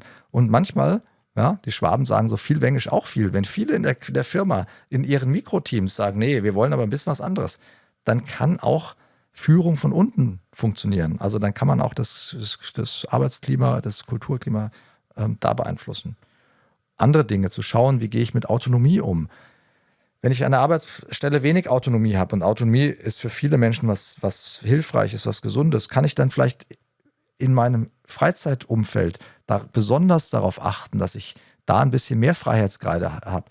Klingt total banal, aber ich habe viele Menschen, die, wenn ich die frage, was machen sie im Urlaub, dann sagen die mir, ja, mache ich eine Gruppenreise, wo mir so der Tagesablauf vorstrukturiert wird, aber sie beklagen sich über wenig Autonomie am Arbeitsplatz. Da würde ich sagen, na, warum machen wir das? Manchmal wie so ein Vögelchen, wenn die Tür offen steht, bleibt man trotzdem da drin sitzen. Ja? Jetzt nur mal als eine Dimension. Also es gibt viel, was ich mit so kleinen Schritten auch beeinflussen kann. Change it. Und dann aber auch zu akzeptieren, manchmal hat es Grenzen. Ja? Und dann eben nicht, und da haben wir am Anfang des Gesprächs auch drüber gesprochen, ne? Aus Loyalität dem Arbeitgeber gegenüber, aus Loyalität gegenüber irgendwelchen Glaubenssätzen, inneren Figuren in einer Stelle bleiben, die mir einfach nicht gut tut. Wenn ich merke, die Ampel ist offenkundig eigentlich schon auf Rot, mindestens auf Dunkelgelb. Na, das ist ja eine große Fähigkeit, das zu merken und dann auch zu reagieren. Und über das Reagieren haben wir auch schon gesprochen, nämlich zu schauen, nicht wegzulaufen, zu flüchten, das ist nicht gut für den Selbstwert, sondern zu sagen, okay, ich möchte so nicht weiterarbeiten. Was möchte ich denn dann? Ja, also nicht dieses, ich muss jetzt gehen, so kann das nicht mehr, so kann das doch nicht gehen, ich muss jetzt hier weg, ich breche noch zusammen, sondern im Idealfall so rechtzeitig die Ampel auf Gelb oder Rot umschalten zu sehen, dass ich noch sagen kann, nee, also so möchte ich es auch nicht. Jetzt suche ich mir aktiv was anderes. So. Das ist alles jetzt ein bisschen vielleicht runtergebrochen und ein bisschen vereinfacht, das ist schon klar in so einem Gespräch, ne? So einfach ist nachher im Alltag nicht, das ist auch mir beim Reden klar, aber das gibt mal so ein bisschen so eine Leitlinie. Love it, change it, leave it und wann lege ich den Fokus auf das eine, das mittlere oder auf das leave it. Ich fand besonders interessant, was du gesagt hast, dass unsere Gesundheit doch stark auch so mit der Arbeit zusammenhängt. Ne? Mhm. Auch ein Phänomen, das viele kennen, ist, die sind super gestresst auf der Arbeit, dann haben sie Urlaub und dann werden sie krank. Ja, genau. Was ja so ein bisschen, also das war mir jetzt nicht bekannt mit der Arbeitslosigkeit und und dass man dann krank wird, weil da würde man ja eigentlich denken, gut, die Leute sind dann ja, haben ja eigentlich nicht viel Stress und haben dann eigentlich einen entspannteren Ja. Lebensablauf, was ich mir vorstellen kann, denen fehlt dann oft eine Struktur oder so Ja, wahrscheinlich genau. auch, ne? Ein Sinn, eine Sinnhaftigkeit, man hat ein Gefühl vielleicht von, ich trage nichts bei oder so, ne? Dass das dann auch, also da merkt man, finde ich mal wieder, wie das Mentale auch dann, wie eng das mit dem Körperlichen zusammenhängt. Ne? Ja. Mega. Also die Zusammenhänge sind mega stark. Ja, und das andere, was du sagst, ist so dieses, in der Arbeitspsychologie heißt es Effort-Reward-Balance oder Imbalance-Modell. Ich gebe etwas, eben meine Arbeitsleistung, meine Arbeitskraft, psychisch, physisch, sozial. Ich bekomme etwas, mehr als Geld. Ich bekomme eben ein Gefühl von Sinnhaftigkeit, von Selbstwirksamkeit. Ich bekomme soziale Kontakte, ich bekomme Lernmöglichkeiten, Entwicklungsmöglichkeiten. Ich bekomme eine Tages- und Alltagsstruktur. Ich bekomme einen Status. Ich bin, was wir vorhin hatten, der und der. Ja? Und das alles fällt bei der Arbeitslosigkeit weg. Und wenn man sich das selber mal klar macht, was ich eigentlich alles bekomme, jenseits des Geldes, ja, dann hat man wie so eine Waage. Und dann kann man schauen, kann man den Effort irgendwie, den Aufwand, den Einsatz auf ein gesundes Maß auch begrenzen? Und gibt es andere Dinge, die ich vielleicht gar nicht so sehe, die ich alles für die Arbeit bekomme?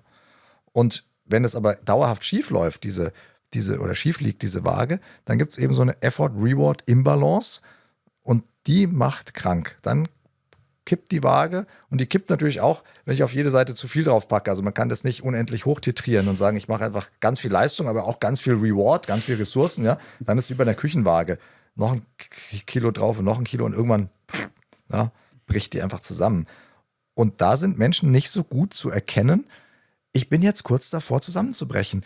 Und jeder, der jetzt beim Zuhören merkt, als du das gesagt hast mit dem Urlaub, ne, dann werde ich im Urlaub krank. Jeder Mensch, der jetzt zuhört und sagt, ja, das kenne ich. Das ist häufig ein Indiz für chronischen Stress. Leisure Sickness heißt es auf Englisch wieder. Ja, so ich werde Anfang des Urlaubs krank.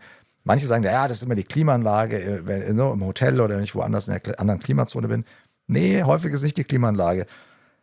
Häufig, und das erkläre ich gleich noch mal ganz kurz, ist es so ein medizinisches Phänomen. Akuter Stress. Da wird Adrenalin ausgeschüttet. Dieses akute Stresshormon, das kennt ihr aus dem Sport ja auch. Und Adrenalin, das kickt ja eher. Also Sportler werden doch leistungsfähiger. Unter Adrenalin, da entwickelt man ungeahnte Kräfte. Was wir häufig nicht wissen, Adrenalin ist auch ein bisschen immunstimulierend. Also leichte Dosen von Adrenalin, die kicken eher unser Immunsystem. Deswegen werden wir bei so akutem Stress, einem Wettkampf im Sport, einer Hochzeit, einer Prüfung, auch schöne Dinge können eben Stress machen, ja, werden Menschen eher selten krank. Oder? Also Spitzensportler bei einem Wettkampf gibt es schon mal, aber man ist eigentlich dann fit. Chronischer Stress führt dazu, dass Cortisol ausgeschüttet wird vom Körper. Also dieses körpereigene Stresshormon, was aber den chronischen Stress abbildet, das geht langsam hoch. Und wenn jetzt wenn der Stress aufhört im Urlaub, ja, man ist ein bisschen entlastet, dann geht Adrenalin schnell wieder runter, aber Cortisol bleibt im Körper noch erhalten. Das hat wie so einen Überhang. Und Cortisol ist ja das, was im Prinzip die Menschen als Medikament heißt, dann Cortison oder so. Das wollen die aber nicht nehmen. Ne? Cortisoncreme, Cortisontabletten gelten als, will ich nicht, ist nicht so gut. Ja, weil das unser Immunsystem runterreguliert. Das ist immunsupprimierend. Und das ist genau dieses Phänomen. Adrenalin ist dann weg oder runter Anfang des Urlaubs. Aber ich habe so einen Überhang von einer selbstgemachten Immunsuppression. Und dann schlägt der Infekt zu. Dann werden die Leute krank. Das ist also ein Indikator, wenn das häufiger passiert, dass man vielleicht eher aufpassen sollte. Und ich empfehle immer so Gammel- und Runterfahrtage am Anfang vom Urlaub. Ja, wenn man so einen chronischen Stress hat, dann, ja gut, man kann ihn nicht immer vermeiden, aber dass man pfleglich mit sich selber umgeht und am Anfang vom Urlaub sagt, okay, jetzt fahre ich erstmal runter. Ich gebe mir mal so ein paar Tage, wo ich einfach rumhänge, wo ich ein bisschen Sport mache, wo ich soziale Kontakte aktiviere und nicht am Freitagnachmittag gehetzt aus dem Büro gehen und am Samstag früh mit der Familie schon losfahren oder fliegen. wie kann ich das denn vermeiden? Ich glaube, das ist die Frage, die sich ja auch die meisten stellen, die vielleicht sowas auch repetitiv haben, ne? Ja. Relativ viel Stress, vielleicht Ja. irgendwie viel Verantwortung im Job und dann immer merken, boah, ich gehe in Urlaub und dann ist erstmal der halbe Urlaub irgendwie weg wegen Krankheit. Ja. Woher weiß ich denn, dass ich zu viel mache? Ne, das ist ja auch eine Frage, die ich mir zum Beispiel stelle. Weil ich glaube, das ist so ein bisschen wie mit Schlafentzug. Wenn du unter Schlafentzug leidest, weißt du es nicht, weil das ist für dich das Normale, ja. Woher weiß ich, dass ich jetzt zu viel mache? Also 2 Sachen, die mir dazu einfallen. Das eine ist, dass man mal immer wieder selber so eine Art Wetterbericht für sich selber formuliert. Also wenn ich dich jetzt fragen würde, wie ist denn so die Wetterlage so gefühlt, ja, von deinem Wohlbefinden, von deinem Stresslevel, wie würdest du das Wetter beschreiben? Würdest du sagen, es ist momentan sonnig und blauer Himmel? Würdest du sagen, es ist ein stabiles Hochdruckgebiet, ja, wo alles super ist? Ist es heiter bis wolkig, so wie man sagt? Ja, also so, würdest du sagen, da zieht gerade vielleicht so ein Wolkenband durch? Oder würdest du sagen, oh, hat sich eingeregnet? Ja, so.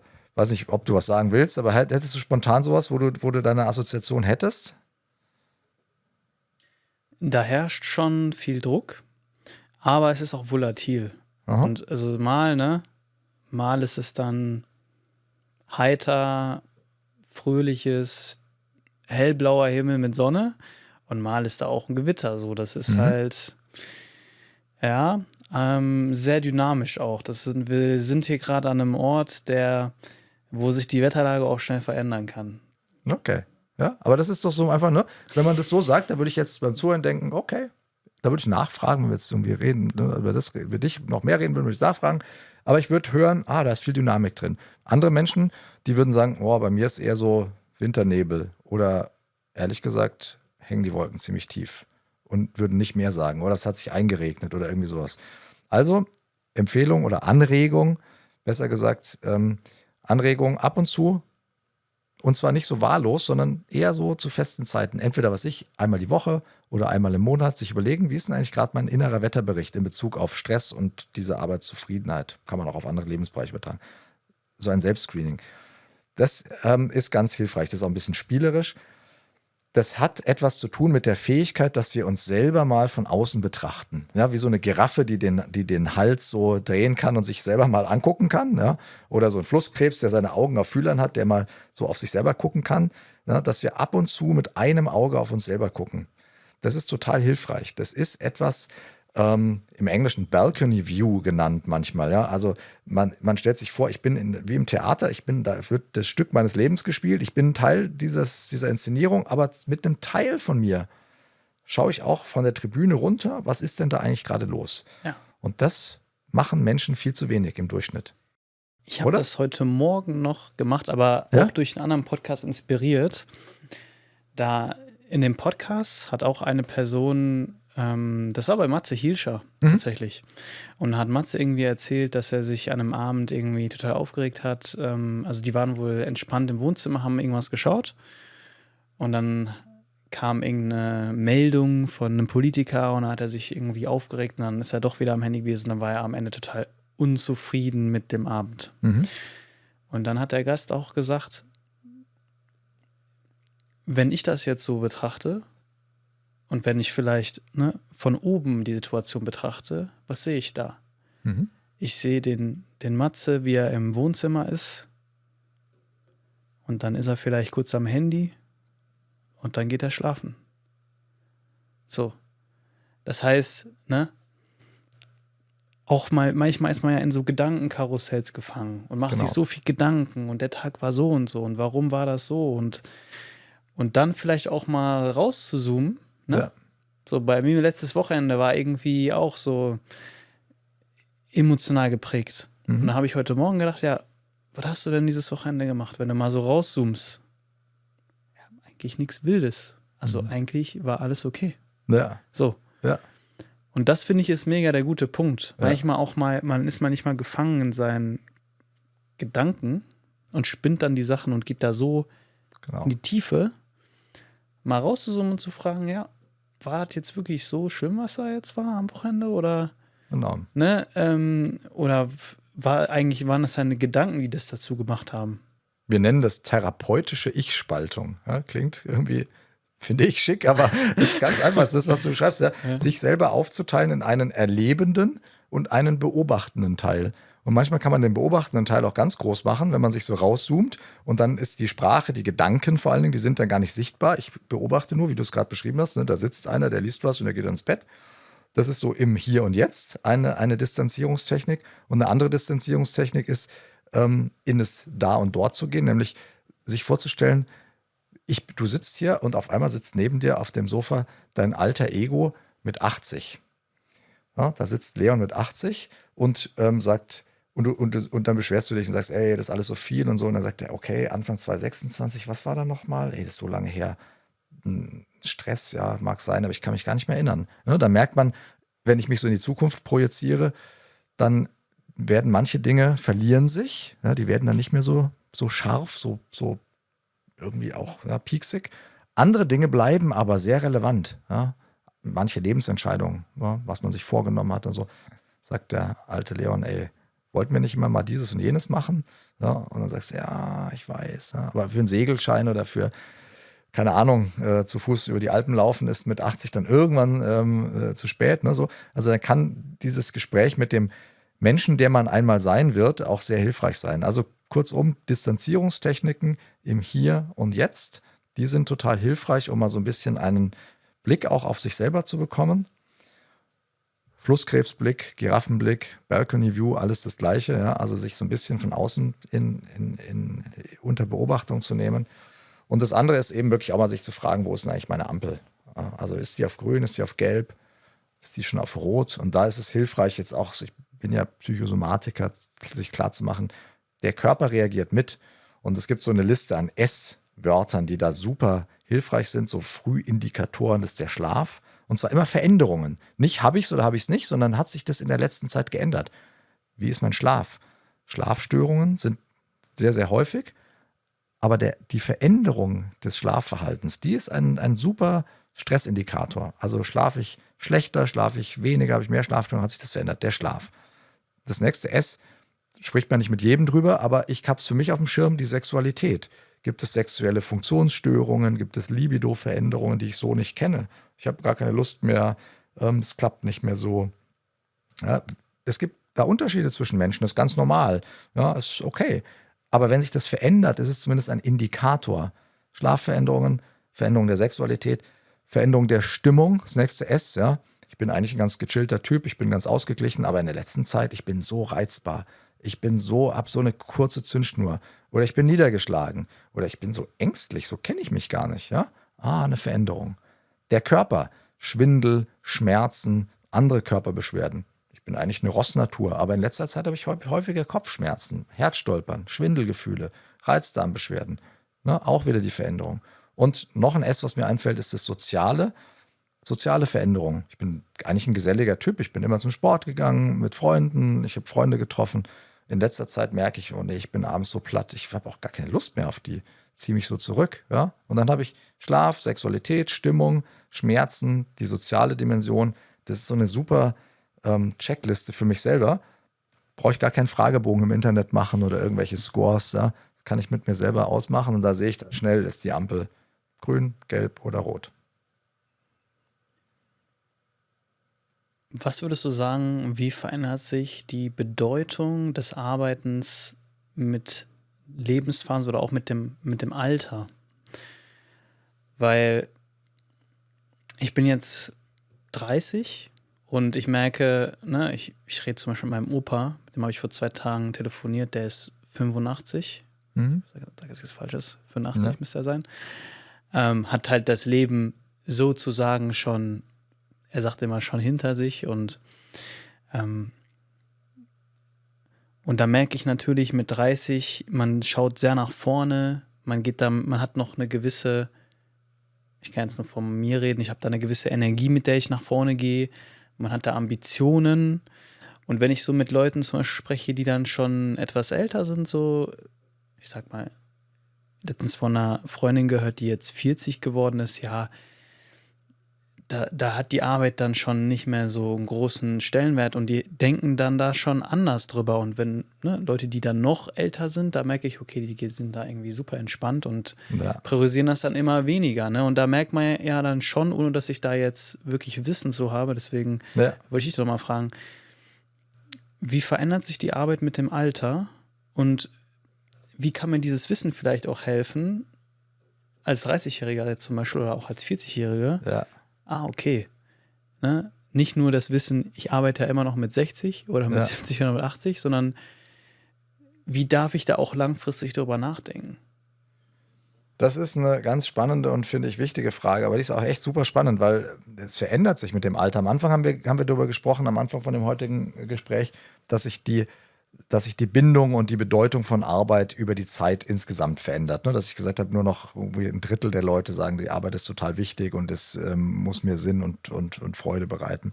Und jetzt sprechen wir über die intraindividuelle Veränderung in meinem eigenen Leben. Wie verändert sich es eigentlich so über die Zeit? Bei den meisten Menschen zumindest. Und da ist es tatsächlich so, dass der Anteil der Menschen, die sagen, die Arbeit steht sehr im Vordergrund, ist eine der wichtigsten Lebensthemen, ist im jüngeren Lebensalter, es geht nach oben. Ja, am Anfang so in der Ausbildung noch nicht so, da hat man andere Interessen. Dann geht es nach oben, dann steht es sehr im Vordergrund. Dann kommt bei vielen Menschen, auch natürlich nicht bei allen, aber im Durchschnitt kommt so die Phase der Familiengründung. Dann gibt es wieder andere Kinder, Familie, Partnerschaften, andere Anforderungen. Dann tritt die Arbeit ein bisschen in den Hintergrund. Dann gibt es meistens noch so einen kleinen Wiederanstieg. Ja, so Kinder werden größer, brauchen nicht mehr so viel. Man gibt dann nochmal Gas, wie man manchmal so sagt in der Karriere. Und dann kommt die Vorbereitung in die Rente. Also es ist tatsächlich so ein fluktuierender Prozess. Es sind aber keine Riesenunterschiede, interessanterweise. So. Und was ich ganz wichtig finde, das eine sind so Statistiken und Mittelwerte. Zuhören tun uns aber einzelne Menschen. Und für die ist es ja nicht so entscheidend, wie ist der Mittelwert, sondern wie ist es denn eigentlich für mich? Ja? Und da kann das total hilfreich sein, was du mit reingebracht hast, nämlich diese Frage, ja, wie gehe ich denn eigentlich damit um und was kann da hilfreich sein? Und da finde ich, kann es ganz hilfreich sein, wenn man die sozialen Kontakte, wenn man andere Generationen nutzt, wenn man sich Mentoren sucht, ältere Menschen, wo man die mal fragen, hey, wie war denn das eigentlich bei dir? Wie bist du damit umgegangen? Ja, wie dein Opa, also sagen, hey, wie ist denn das für den eigentlich? Okay, das ist ganz anders als bei mir. Dann kann man die Zukunftsprojektion nutzen, was wir vorhin hatten. Wenn ich mal älter sein werde, ja, der sitzt jetzt ja nicht wirklich neben dir, aber so der ältere Leon, was wird denn der eigentlich sagen? Wie viel ist gut? Wo könnte es ein bisschen mehr sein? Wo könnte es aber vielleicht auch ein bisschen weniger sein? Und dann sich klar zu machen, Quantität und Qualität sind ja auch nochmal unterschiedliche Sachen. Man kann viel arbeiten und man kann ganz lustvoll viel arbeiten. Kenne ich auch Menschen, die arbeiten total viel, aber die lieben das. Und dann gibt es andere, die arbeiten gar nicht so viel, aber schon das wenige oder begrenzte, was sie arbeiten, finden sie total doof. Ja? Und sich dann anzuschauen, was verändert sich auch? Also so diese Frage, was hätte ich denn eigentlich jetzt, ich bin dann ein Stückchen älter, ich bin jetzt gerade 50 geworden, also uns trennen dann 20 Jahre, was hätte ich denn eigentlich gerne früher gewusst? Manchmal denke ich mir, Alter, ey, wenn ich das, wie ich jetzt drauf bin, wenn ich ein bisschen was von dem, was ich mir auch so an Einstellung entwickelt habe, wenn ich das schon früher gewusst hätte, dann hätte ich mir an manchen Stellen viel weniger Druck gemacht und hätte mehr die Freude gehabt. Gleichzeitig ist es natürlich auch so, dass man immer, wenn man weiter ist im Leben, ja, dann kann man leicht sagen, naja, so, weil man jetzt auch ein bisschen mehr Sicherheit hat. Ich stelle dir jetzt mal die gegenseitige Frage. Wenn du jetzt den jüngeren Klaas neben dir sitzen haben würdest, der jetzt 30 ist, 20 Jahre jünger, in meinem Alter, was würdest du dem sagen? Ich würde das Wort aufgreifen, was wir vorhin schon hatten, das Vertrauen. Dann würde ich sagen, ich würde dir mal so ein bisschen in den Arm nehmen und sagen, hey, du hast doch schon so viel hingekriegt, vertrau dir doch. Ja, das wird sich schon der Weg finden und sei nicht so pushy irgendwie. Ja, das war ich damals. Und das hat mich sehr gepiesackt. Also ich würde sagen, hey, ja, gib dir ein bisschen Zeit, vertrau mal darauf, ja, auf deine Grundeigenschaften. Ja. Du bist ein neugieriger Typ, du interessierst dich für Menschen, ja. Du hast schon ein paar Mal so, früher wollte ich mal Berufsschlagzeuger werden, bin ich zum Glück nicht geworden, ja, aber ich habe schon ein paar Mal auch so den Kurs korrigiert und es hat auch gut geklappt. Also ich würde das Vertrauen in mich selber, würde ich dem so ein Stückchen mitgeben, dass diese Aussage so, gib dir doch mal ein bisschen Zeit, setz dich nicht zusätzlich selber noch so unter Druck, ja, und ein bisschen die vermeintlichen Schwächen zur Stärke zu machen. Ich war nicht so ein Hauruck-Typ irgendwie, ich war nicht so also irgendwie selbstbewusst in gewisser Weise vielleicht schon, ja, aber ich war nicht so ganz überzeugt von mir selber, dass das alles super funktionieren wird, dass ich auf jeden Fall eine Karriere machen werde. Ich war manchmal so ein bisschen zögerlich, habe mich selber hinterfragt, ja, und habe dann immer gedacht, also das ist ja für die Medizin und für so eine Karriere nicht so förderlich. Ja, aber gerade für mein Fachgebiet, für die Psychotherapie, ist es ganz gut, wenn man sich mal hinterfragt, wenn man so ein bisschen auch vielleicht mal zögert, mitdenkt. Das habe ich damals aber nicht so gesehen. Ja, also die Schwäche liegt nicht in der Schwäche, sondern das ist jetzt falsch formuliert worden. Die Stärke liegt nicht in der Abwesenheit von Schwäche, sondern im Umgang mit den vermeintlichen eigenen Schwächen. Und dann werden die ganz anders. Und das, was ich damals als Schwäche erlebt habe und was ich wegmachen wollte und wo ich mich dann so gepusht habe, hat sich jetzt schlussendlich langfristig als eher eine Stärke erwiesen.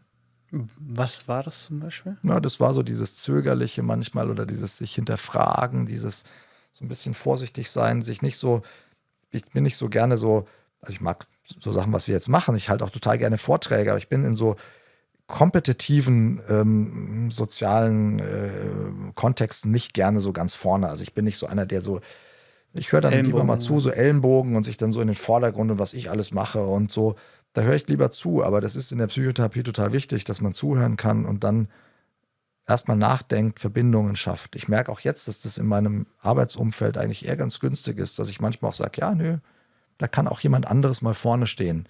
Ja, oder ich höre erstmal zu, bevor ich interveniere. Das sind so Sachen, wo ich jetzt gemerkt habe, das ist eigentlich ganz hilfreich. Aber damals habe ich es als Mangel erlebt. Ja, so. Ja. Also das würde ich zum Beispiel dem jüngeren Ich sagen, in meinem Fall. Ist okay so. Also dieses ganz banale, hey, ist okay. So, du wirst schon sehen, wie sich das entwickelt. Klasse, am Ende des Podcasts stellen wir mal dieselbe Frage. Und zwar kennst du ja die Meldung, die wir öfter auf unser Smartphone bekommen vom Staat. Das ist dann wie so eine Warnung. Alle werden aufmerksam und lesen das kurz. Wenn du eine solche Meldung mit einem Satz jetzt an alle Menschen in Deutschland rausschicken könntest, welcher Satz wäre das?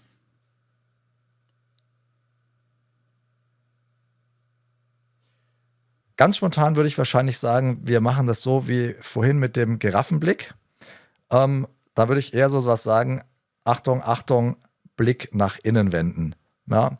Und vor allem, wenn man es mit dieser Wetter so, ne, dann würde ich irgendwie sowas, jetzt hier Winter, ne, würde ich sagen, okay, Wetterwarnung, Ausrufezeichen, wie ist gerade die innere Wetterlage, Blick nach innen, Punkt. Ja, so als würde uns vielleicht auch manchmal ganz gut tun, wenn wir so eine Meldung kriegen würden.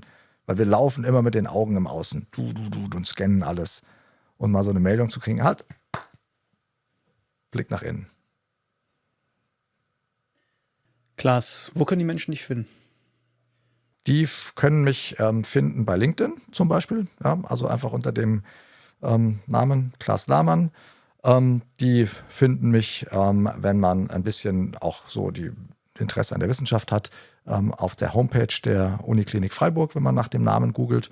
Und du hast es in der Hand, auch ein bisschen mehr Material in dem Buch, wie Arbeit glücklich macht.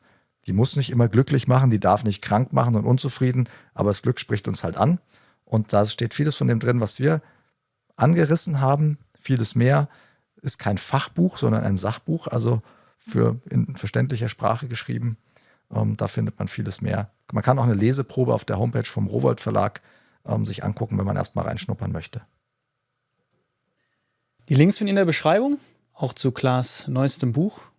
Klaas, vielen lieben Dank, dass du heute hier warst. Sehr gerne, Leon. Vielen Dank für die Einladung. Tolles Gespräch. Danke. Danke.